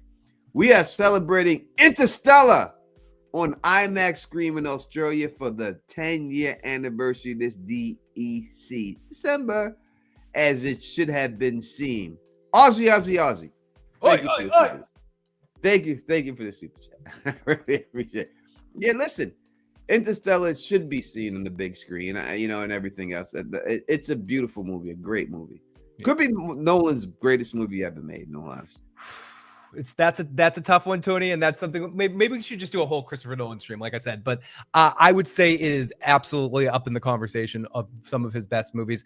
I in a lot of ways, Memento's not his best, but I fucking love Memento. Obviously, Memento's a really good movie. It's obviously it doesn't have the budget of the later films, but for just like a complete movie, beginning to end, It's a beautiful movie. It's a it really just it grabs me by the balls, Tony. It really does. Speaking of grabbing me by the balls, the wonderful, the amazing KP. Welcome to the show, buddy. Sorry, I don't know. I have to try to transition always, KP. What's going on, buddy? Woo, that was a good one. Thank you. Good, I'm good. How are you doing? What's going on? What's going on, Kay? Hello. I haven't been in the chat, but I'm saying hello. I saw the interview with the command and yell. That was a nice interview. He's a cool guy, you know. So, guy, I don't know if we haven't spoken about this, right? I can't remember if I called him before, right? But I have a question. So, is it that Christopher and Tabitha in their first life had children together, and those are one of the children that died or was supposed to die, or like what is the deal there? Like, what is the Christopher Miranda, Christopher Tabitha, Jade Tabitha relationship really? Yeah, so it was what happened was, what I believe happened from what they've said is that they were, when these people got the offer to live forever, to sacrifice their children, they were there, but they didn't want to go through with it, and their child got sacrificed anyway. And now they're on this constant loop. It is an established fact that they were together and they had a child in their first iteration. Yes. Like whenever that was. Yes. And now their penalty, I do believe, for not going along with it is they do get to live forever, but they keep getting stuck back trying to save the children over and over and over again. And deal with the monsters and all that. That's very, very interesting. Very interesting. The other thing there was a gentleman, Iman. Is it Iman? Is it Iman? Are you bringing up other people's channels on my show, bro? Oh, I didn't know if you had a problem. I don't have a problem. I'm just saying. Go ahead. Finish your statement, brother. Finish your statement. I was saying I was gonna ask. They had an interview with the two guys, John and Jack, I think. Okay. Something like that. And I'm wondering, did you guys see anything in that? Have you seen the interview? So have they answered any questions thus far? Because I think the interview is interesting. I have more confidence today that they know what they're doing, 5, 6 seasons all together, rather than just an initial idea. And then, because one of the interesting things they said is, we have an idea. We know about what happens to certain characters even after this whole thing ends. They even have an idea of what's supposed to happen going down that line. So that was also very interesting to me, because that was one of my biggest concerns. And the last thing I would ask you guys is, how do you see? Because I know Tony, I don't know if you're still on board the aliens theory as like a real for real thing, or if it's a meme. I don't know. But I do see a possibility for aliens. But how do you perhaps see the? I know it's gonna be aliens. I'm not. There's no thing about it. I'm 100% confident that that's what it is. I don't think it's going to be anything but that. That's what it's going to be. 100% confident in that situation and stuff. So it's not a meme or anything else like that. As I just said a little bit earlier, don't think science fiction or aliens going to mean R2D2 is going to start killing people. I'm not looking at it like that situation. I'm looking at it as a more of the it situation, a more of the thing situation, a more of the jinn situation and stuff. I look at it more like that when I look at it. So that's the way I'm approaching the situation. I don't expect an alien to come down and say nanu motherfucker and kill people. Like I expected something like that coming down. Because I'm thinking it could even be like the last scene of the last the last, couple of minutes of the last scene of the last episode, we can have somebody come down, like pull their face off, and it's like something happens that just gets that, oh, this thing was aliens or some other thing all the way through. So it will be very interesting to see. I think they're doing time travel in a unique and interesting way, based on what they've said thus far, that it will be interesting to see how that comes along. And my last question going forward is, now that From is kind of gone, and I think it's only coming back, it's going to take till 2026 to come back. What are we going to be watching between now and then, Tony? Because I need some shows to watch. So Phil, Tony, let me know what you guys think we can be following. What's the next thing that we might be following? Because I need some content. All right, brother. I appreciate it. You better be going on these other channels fucking mentioning my name, God damn it. God damn, hey, these motherfuckers come over here and mention other channel, but they don't do it. It don't go back. You know what I'm saying? I don't care if you do it, if you're doing it back there too. Right? You gotta do it both ways. So that's the only problem I have with people that mention other channels. If you ain't going on all other channels, mention my name, motherfucker. Don't come over here and mention them channels' names. Period. All right. What are you saying? What we're watching? I think we're doing Dexter. That's the next show we'll be covering, like on a real pause. Pause. If I said something that needed to be paused. I know at some point, both of us individually and together will be covering Severance when that comes back. Yeah, we'll have Severance. We'll be doing Joe that. And I will be doing we'll have a brand new type of show that we're going to be doing. Y'all going to see that drop soon enough. A new type of podcast and stuff and everything else. Spoiler a little bit hint. We'll be talking about more movies at times. Yeah, it's going to be great. Trust me, it's going to be something that no one's done before. And it's going to be great. And we still got the Escaping From podcast. We'll still be doing everything else. And Joe and I will be doing Last of Us, and hopefully Tony will be able to jump on with us with that for some streams for that. For Sundays, we'll do some multi-streaming and stuff like that for some Last of Us fun. I'm not going to necessarily be talking about it, but maybe I'll talk about it. Invincible, the new season will be dropping very soon. New season of Squid Games for those people that are into that. Season 1 will be dropping in January. I know Tony hasn't watched season 1, but I am interested to see where season 2 of Squid Games goes. See if it get new Yellow Jackets is coming back in February. Yeah, new Yellow Jackets will definitely. I want to cover. Maybe we'll do a simulcast for Yellow Jackets too, because I just watched I just caught up and I'm excited about it, and I want to talk about the new season, Tony. So maybe we'll do Yellow Jackets too. 100%. Chris. And Dunkin' Egg in March. Duh. Yeah, Dunkin' Egg in March. We'll do that too. Chris says the question we should be asking is, if no one asks, is who or what would have the power to grant immortality? And I've said it before that we're dealing with jinns here, and the jinn is the one who has the power to draft immortality, and that's what we're dealing with. In the end, this is what it's going to be, and the jinn is an alien, and that's what it's going to be, and that's what you're going to see when it's all said and done. And I'm telling you, you'll see. I ain't worried about it. Y'all see that I'm right, and if I'm wrong, it's because these dudes is watching this and they're like, we can't let him be right. So, Tony, we got another caller. This is area code 231. Welcome to the show. What's your name? What's your question? And where you're from? Hey, my name is Mike Shriver. I'm from Lake City, Michigan. Hey, Mike. And hey, how you doing? I love your stuff, man. It's great. I just had a quick thought. In season 3, episode 4, Thomas is talking to Jim on the phone. And he says, they're no longer your children, Jim. Yep.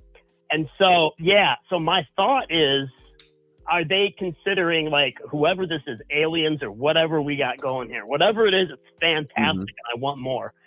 But I was thinking when Thomas or, the entity says, they're no longer your kids, Jim, I wonder if in season 4, episode 1 or 2, if all of a sudden we're not going to get a bus preschool kids or a little bit older that comes into From because the entity, the aliens, whatever it is looking to expand on more creatures or whatever their goals are. They need sacrifice. You got Jim's 2 kids already, and then they're claiming to Jim, they're not yours anymore. They're part of us now. And so some other kids roll into the Fromville, and maybe they're looking to sacrifice more. What are your thoughts on that? Phil, you want to take it? I think that's interesting in the sense of where they meant, okay, first off, what he meant by it's your kids, absolutely, that the town or whatever the situation is, the kids are owned by that town now. And whether there's more sacrifices or more powers or more control over more people to get them, add to the people that are stuck there legitimately forever, in that cycle. If a way of cursing them again could be killing more children or enslaving more children, that is certainly a possibility. It's not something I thought about a lot or much yet, but I think the caller makes an interesting point of something that could be mined for some interesting stuff, Tony. Yeah, I mean, if they want to bring in more children for more sacrifices, you would have to do that. Or you're going to have to see the children that are there get kidnapped, right? And sacrificed. But it doesn't seem that any of them, maybe Ethan even seems too old to be what these children were who were sacrificed. They did seem a little bit younger than that. Maybe Ethan's right there on the cusp of it, so I don't know if age has anything to do with by next season he'll be too old. I mean, because in everything, everybody's somebody's child, right? When you really look at it, if you want to say it like that. So is there an age limit? Like, is Ethan aged out? Like, we would have sacrificed it. No. I'm saying next year, Tony, he's going to be too old. He's aged out in between the seasons. Hey, Ethan's aged out. You got to bring some new kids. But yeah, it could be like a certain sacrifice. I'm not sure if that's going to be happening, but I do think that's an interesting theory, caller. I think that's certainly, I wouldn't be surprised in that there is some coolness that could be going down that direction. But I personally think that creates more. If talk about gremlins, it's like feeding the gremlins. It's always midnight somewhere. It creates a little bit of a problem with where the cutoff point for killing kids are, or maybe it might just be the children that we already have in town. And yeah, but I do think that's an interesting point, caller. Yeah. Okay, cool. Yeah. I just wanted to run that by you guys. Yep. No, awesome, dude. Please call in again in the future. Yep. No problem. Have a good night, guys. You too. But yeah, that would be pretty crazy if they decided to like bring more children in just to sacrifice them. That would be pretty like, if you're going to do something like that, you got, like I said, next season, no matter what happens, what has to happen is everyone has to get killed. Yeah. If I don't care what they do, if they don't kill a majority of this cast, this show is not going to work for me. I need a lot of these. The threat needs to be strong and fierce. Yeah. Area code 845. Welcome to the show, 845. Yo, what's going on, gentlemen? How's it going? Who are we talking to? I'm Billy from New York. Hey, Billy. Tony looking like he running for mayor from town. First off, I say that from love, brother. Well, I am the mayor from town. So I got a question though. What do you guys think? So, like, obviously, reincarnation has become a big part of this season. Do you guys think that more of the people in town have been reincarnated, or do you think it's just like specific people or certain members? I don't think it's everybody in the town has been reincarnated. I just think it's to do that because again, from what I took from it, it seems that those town members who Jade and Tabitha became didn't go along with the sacrifice. So this is their punishment. They're too personal because they didn't go along with it, that they have to keep coming back and reliving and getting stuck here over and over again until they can free the children. So I think it's just them two really at that particular time because of that situation. Okay, that's interesting. I feel that would make sense. And I got one other thing. So remember I don't remember what episode it was in season 3, but it was when Tabitha was in the real world with Henry. Henry is his dad, right? Is Victor's dad Henry? Yeah, yes, Henry is Victor's dad. So when she saw it in the glove compartment, she saw the bracelet, and then she started kind of freaking out and everything like that. And she kind of thought like it felt like she was kind of like, I want to start over. And then they got hit by the car right then and there when she started freaking out. Do you guys think that they have like whatever the monsters are, whatever, had some eyes on her and kind of like just took her back then, or what? Because it seemed like right when she freaked out, they got hit by the car and it was a wrap. Yeah, it seemed more like to me when I looked at the scene, the way I took it was that if you're going to say they were prevented and from everything and they freaked out and stopped it, it was Henry was demanding that they go to that bottle tree that was there. He was like, no, we're going to the tree. And he held her in the car and then they got hit. So if they were going to do something to prevent something, I think it would be they preventing her to get to that original bottle tree because that holds the secrets. Oh, okay, I see. I didn't even think about that. All right, cool. Yo, all right, guys. Thank you so much. You guys have a good one. You too. All my right, you too. That's why I'm the Don. friend. And that's what it is. Now I put my tie all the way over. There you go. Sorry. There we go. There we go. There we go. That's what it is. Yeah, I also don't think everyone is reincarnated. I think it's that would be silly. just Jade and Tabitha for as far as we know. That's it. It's just them. They're the ones who were there from the beginning and stuff. So it would just be them. If it's going to be anybody else, I swear it's just going to be Sarah, and Sarah's going to be Eloise. Yeah. That would just be it. Yeah, I would be the mayor from town. Phil, the deputy mayor. Acosta is my right hand. Yeah. She would be my press secretary because we'd have to work closely together. So she'd get all the numbers right and everything. 815. Kenny is getting killed. He's off the. Kenny's been voted off the island. Get the fuck out of here. Area code 815. What's your name? Where you calling from? And what's your question? Hi, it's Fatima calling. Hey, What's Fatima. going on, Fatima? Hi, Tony. Hi, Phil. So first, I just want to ask Tony. Now, if they kill 5 people, Yes. who else is left? Like, where the show gonna go after everybody's dead? Well, you still had you. I mean, if you're going into the final season and they're doing 5 seasons, then you still have enough people alive that would need to be there. You would still have. You got to pick the 5 people that you have to kill off, right? But you're not going to kill off Boyd. You're not going to kill off Tabitha. You're not going to kill off Jade. You're not going to kill off Ethan, right? These people are going to be there. Julie's going to be there. So you have enough people to continue the show. And Donna would most likely be there without everything else going on and everything else, right? So you could kill those people off and still have enough people for the final season of the show. Okay, I hear what you're saying. That would be very tragic for Tabitha to lose her whole family, except for her one son. But Rose Jones, you about to get yourself blocked. You better watch your mouth in the comments section, Rosie. All right, I see you. Go ahead, Shorty. I'm sorry. No, it's fine.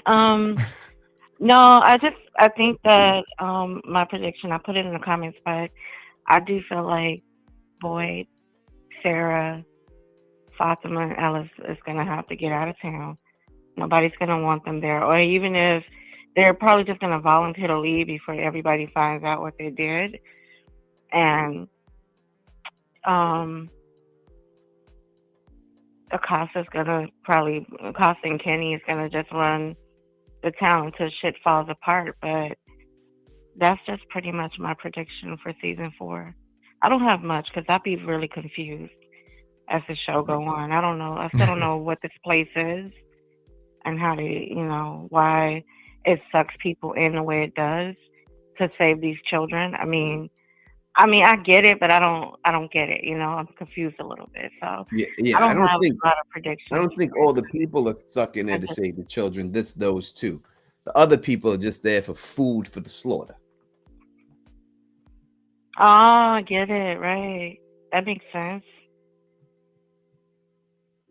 Okay. But that's it. That's all I had. All right. Well, thank you for the call. We appreciate it. All right. You guys have a good night. Bye. Listen, Sonic, your boy. Yeah, watch it. So, see, this is what happens when people like Sonic, your boy. He comes in there with the picture of Sonic. So I can't throw no jabs back because I can't see him. You really shouldn't be able to take jabs at the Don. Knuckles is better. Knuckles is better, Sonic. That's right. At the Don's Ralph Lauren polo jacket that's exclusive. Now you can't get it anymore. Lunar edition that goes down.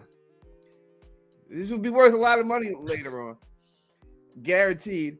He can't see Sonic, right? He know what he's doing. God damn it! God damn you, Sonic! But yeah, we on that Shadow tip right now, man.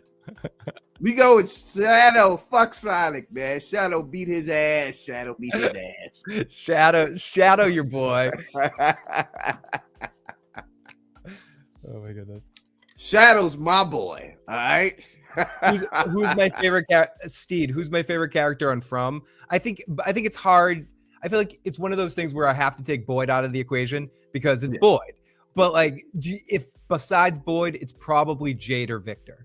I would say those are my three, and then Donna so maybe. Obvious, right? To say Jade and Victor, it's so obvious. Yeah, that it would have to be one of them in the end.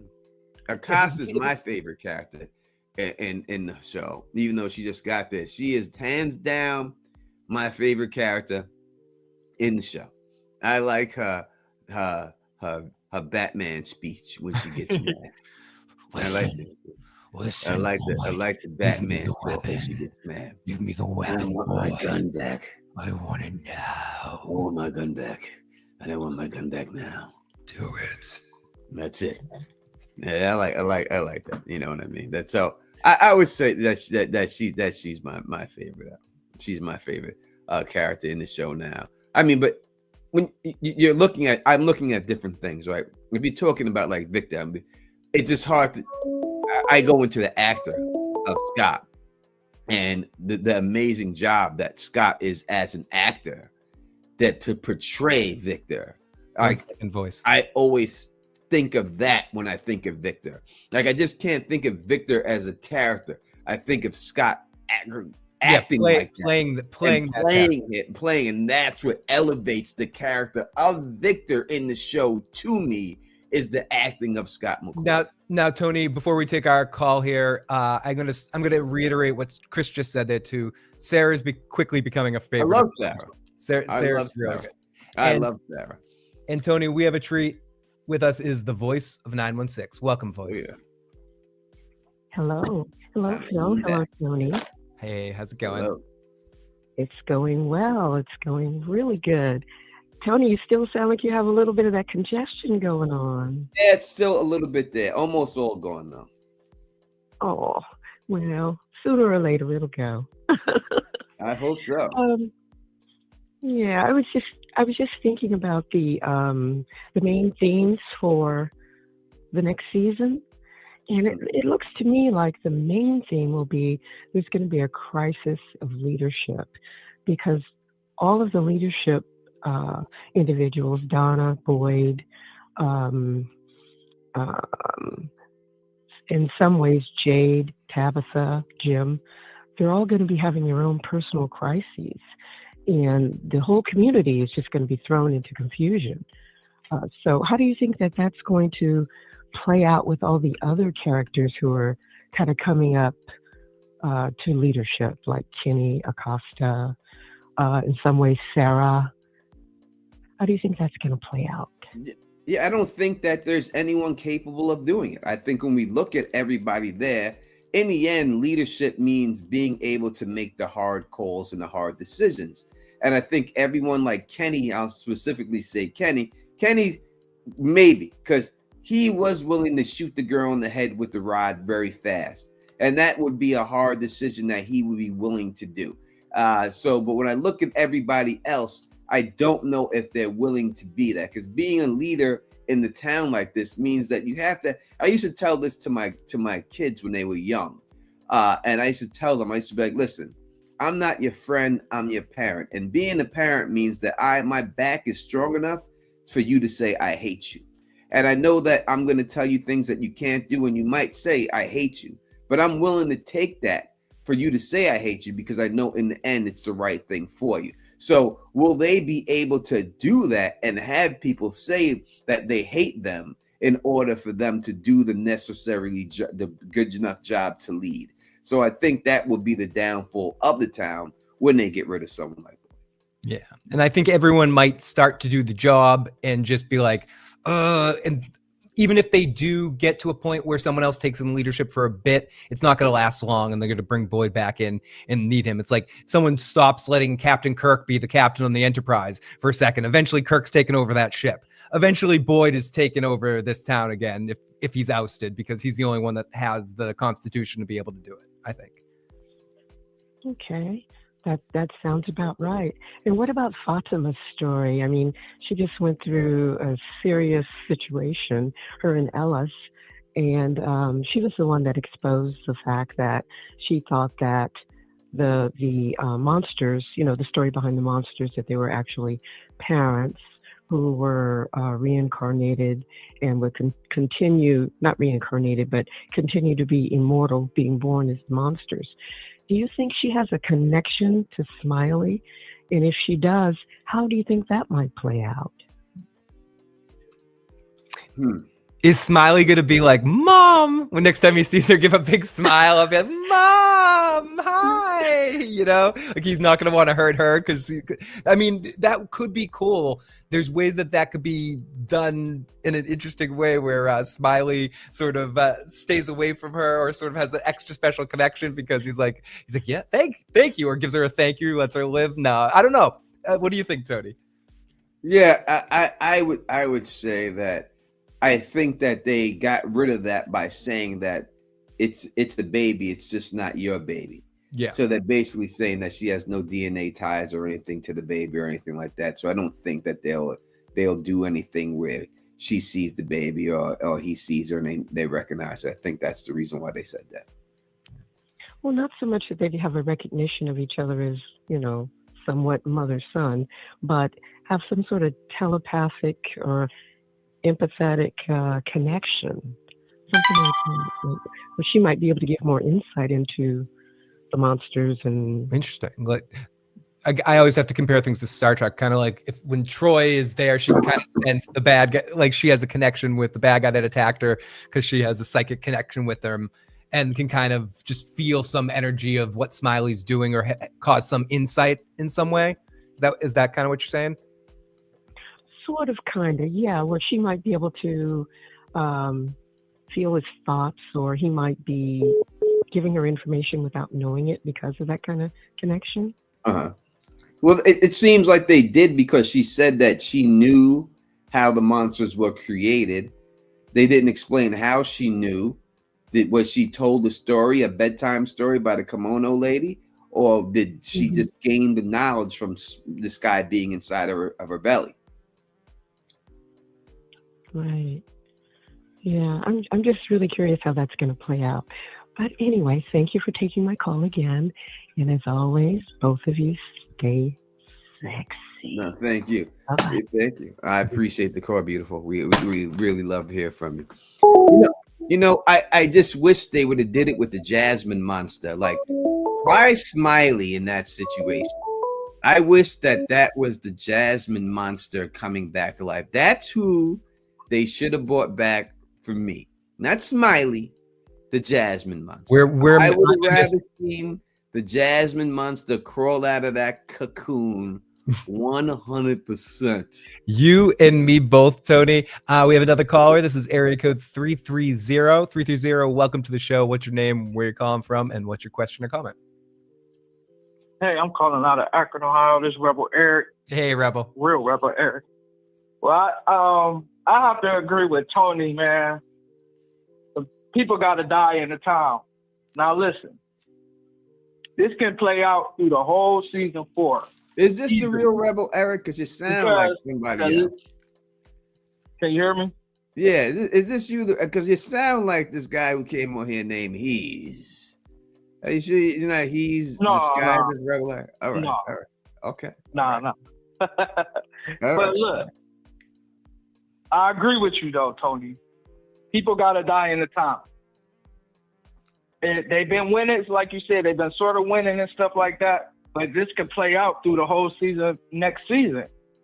The leadership gonna be questioned, right? We know this. Mm-hmm. That in turn, they gonna let the little mama you like. She gonna try to be running the town, right? Mm-hmm. They gonna fail. she gonna put the town in messed up positions. You know what I'm saying? Maybe even somebody steal the talisman or something, or the talisman's coming up missing. Anyway, it's gonna be a tragedy.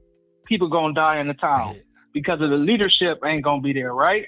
100%. Second thing I want to say, Tabitha and Jade, they gonna probably know what's about to happen because they probably done seen people die, people come to the town, keep sacrificing kids. They probably know what's about to happen with the town. The town turn against each other. It's going to be more vulnerable for people, for the musters to come along, you know. So all they want to do is really say to kids because they know the cycle, right? Jade and Tabitha should know what's about to happen next, right? I think that what they should know is how they failed every time to save the children, and that they should be able to take that knowledge of failures and actually figure out what they did wrong and how they can actually win. That's what I would think they should know. They should know they failed over and over again. All right, how do we fail this time? How do we fail this time? How do we fail this time? And they should be able to use that knowledge to actually win this thing. I totally agree. And it probably has something to do with more leadership, trying to keep the people together in the town, you know, where they can figure it out instead of people splitting apart, getting scary. You know, they running and going to hide. They're trying to do their own thing. Boyd was trying to keep them together. That's why he was the main focus. Break Boyd and break the town pretty much. Then another thing, Julie, she's going to play a big part, especially if people in the town gonna die. You know, maybe she starts seeing the town deteriorate, so now she wanna go change things. You know what I'm saying? So she popping in and out of future, trying to change things, you know. And then my last thing I wanna say, Fatima, she gonna have some real postpartum problems, man. I mean, man, you giving birth to a monster creature, man. Hey, she gonna be going through it. Yeah. I feel sorry for Fatima. She might even be one on the exit list because, I mean, how you gonna deal with that? You gave birth to a monster. You basically, her and Ellis basically birthed a monster, man. Yeah. A Smalley baby. So the postpartum with her got to be crazy. So I think it should be very easy for them to do season 4. Like you said, keep it simple, stupid. It ain't got to be crazy, but people definitely got to die in the town. And then Julie can always come back and fix something. So since they introduced the time thing, and that's it. Yeah, I'm with you on that. Definitely going to be a disaster with the town because the leadership is going to be questioning with the whole Elgin thing and stuff like that. So they probably be, you know, Boy probably go somewhere off on his own, and he like a hermit or something, living somewhere, and you know, and they coming back and forth trying to question him like, man, and old girl running the town, your girl, man, I feel sorry for her. She ain't gonna be able to do it. You know, she ain't gonna be able to keep the people together, and that in turn is probably gonna lead to the decay of the town, where they're gonna be vulnerable for the people to die in the town, main characters and all that. And then, like you said, they can always bring them back because Julie doing the time travel thing, so they're not really gonna be gone if we really think about it. And I think Tabitha and Jade is gonna be the key to everything because they done seen the most. And then one more thing, I want to say this: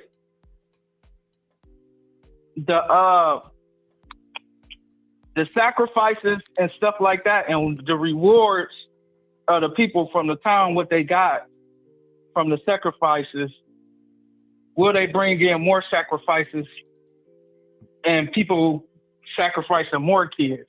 Or maybe that could be for another season.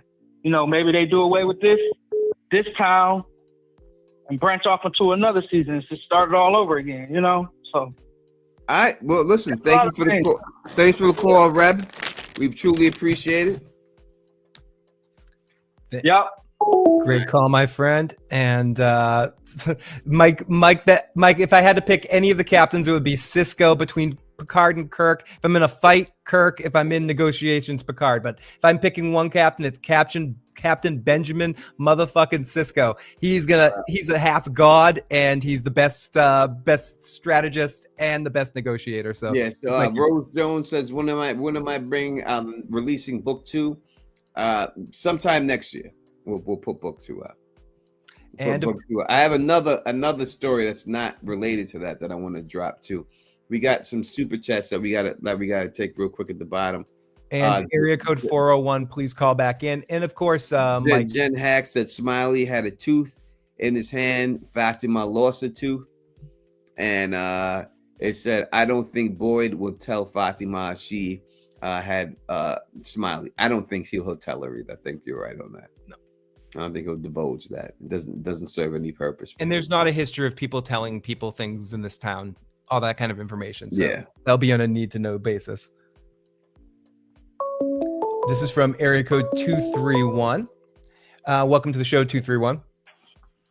Hey, it's Mike Shriver calling you back again. How you doing? Doing great, Mike. What's going on, Mike? I gotta say, man, Phil, if you love Star Trek, I love it too. I'm obsessed with it.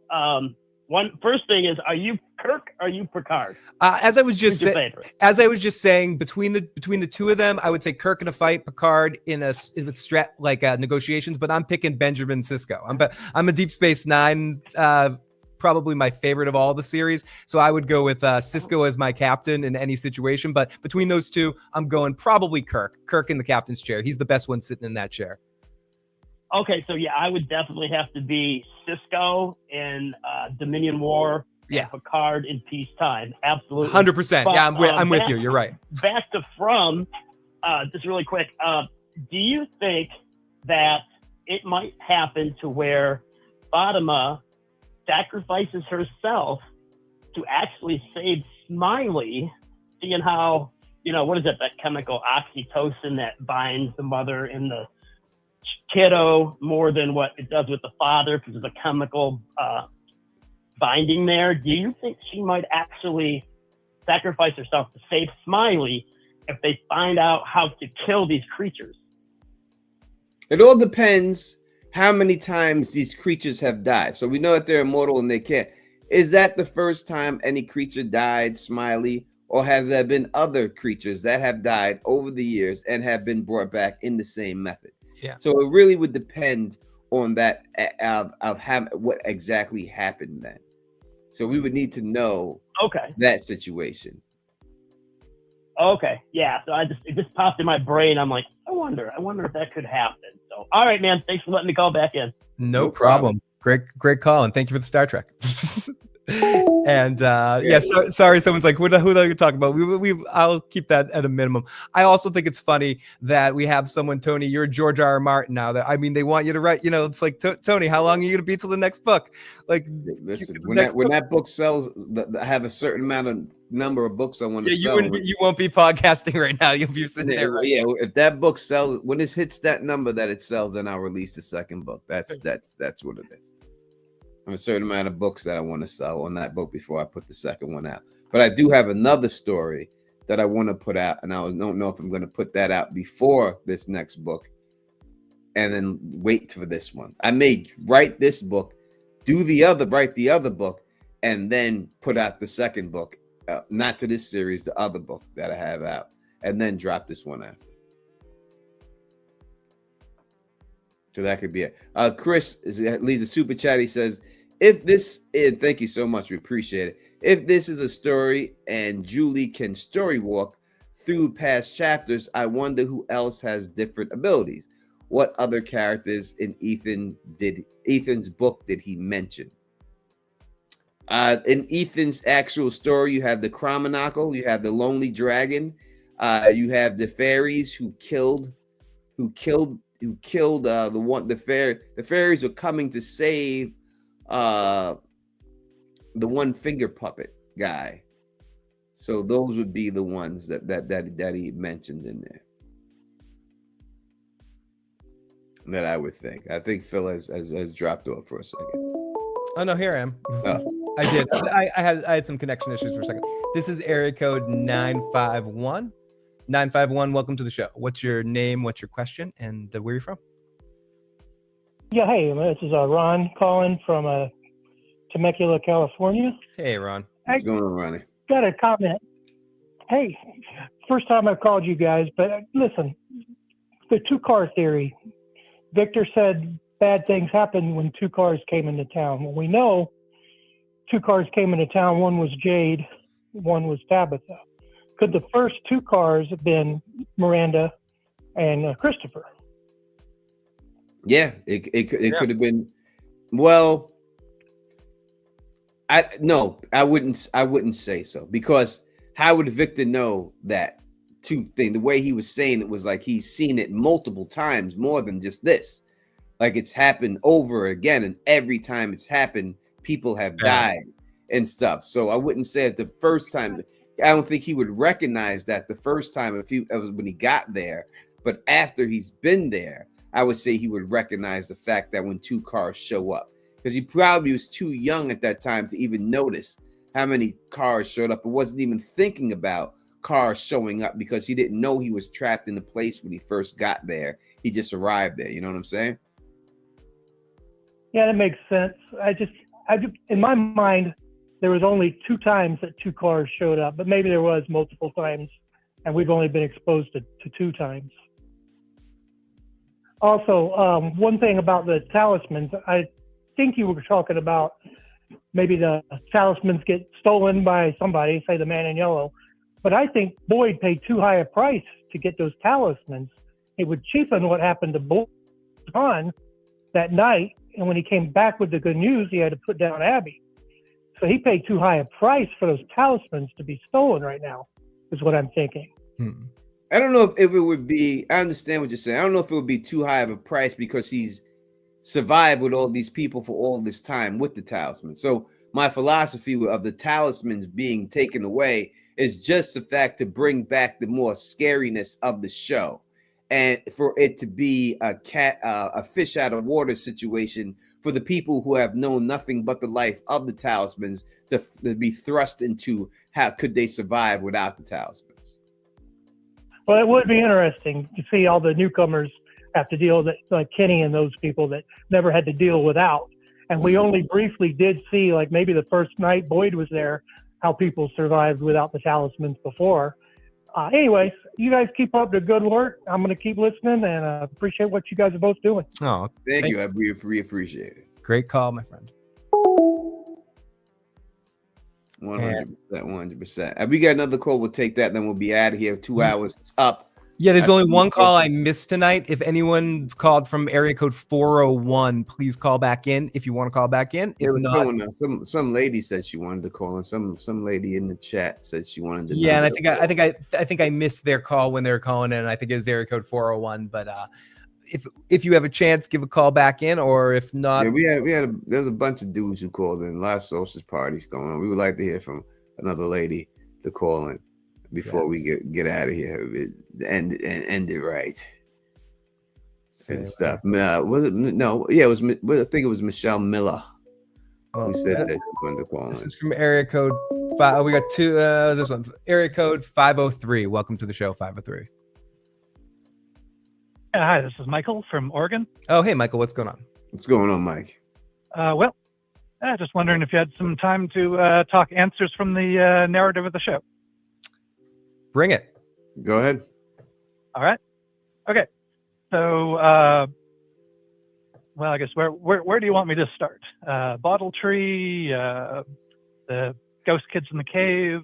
Let's tackle one for right now. Let's do the Bottle Tree. Okay. Okay. So I've been doing a little bit of theory crafting over on Reddit.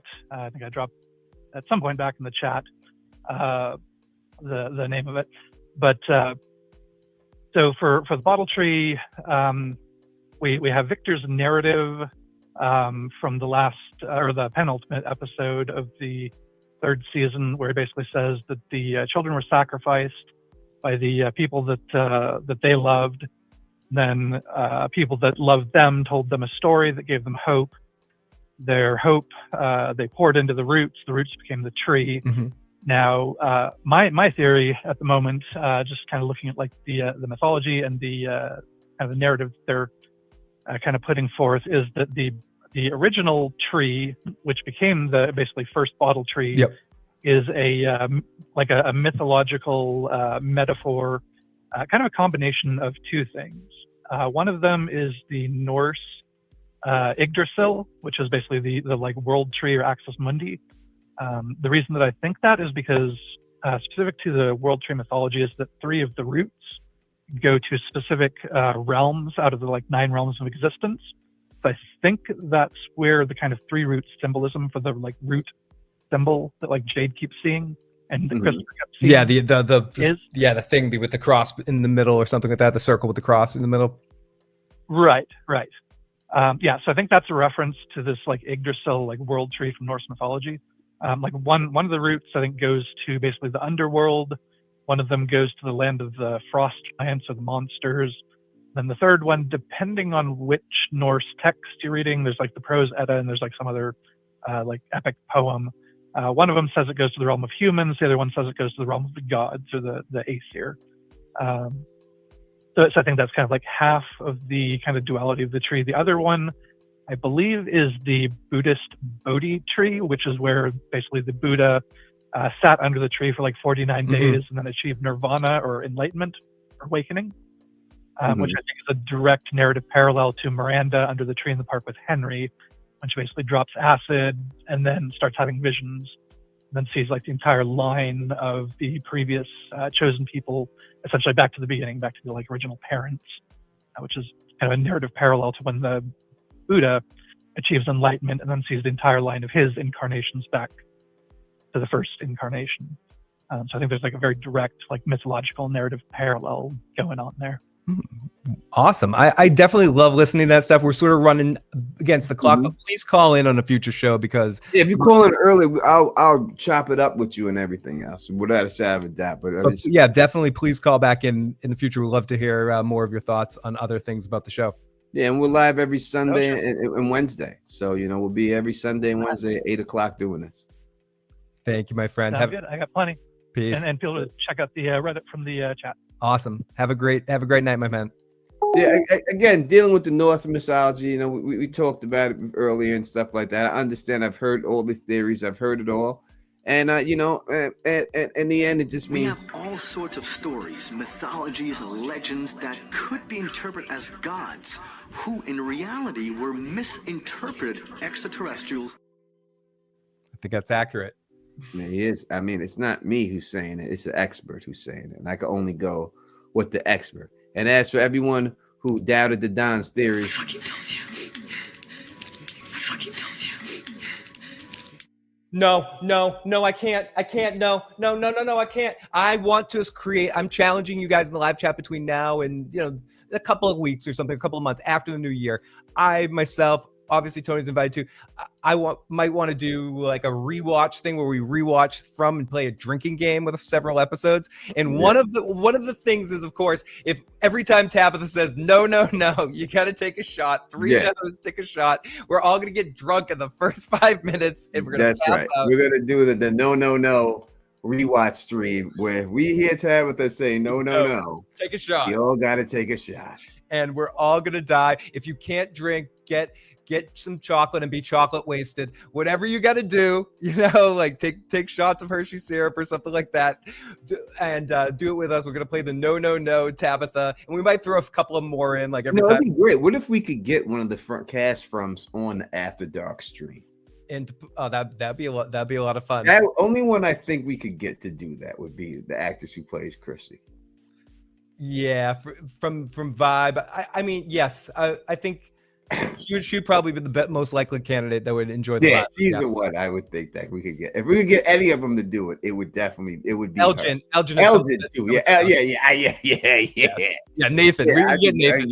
I could probably get Elgin. We could definitely get Nathan in there. Yeah, Nate Dogg will write it. We get Nate Dogg up in there and write it with us and stuff. But now you're in a relationship now, so He all happy, and then we were happy for him. So, all right, people, I'm out of here. The Don Tony Teflon is out of here. We're gonna do the no drinking game. We're gonna get that done. Some point in the future, in the new year, we'll do We're the gonna we can do throw in a that. couple more from every time Donna puts her hands in her pocket. We'll take a shot too. Jen Haxter, she's trying to call from Australia. We'll give you a couple of minutes if you think you can, if you're gonna say you're gonna call or something else. So we definitely would do that. We'll be here again. We'll be here on Sunday running it and stuff like that. We're gonna see if we can get in contact with these cast members. I don't know how to get in contact with the showrunners.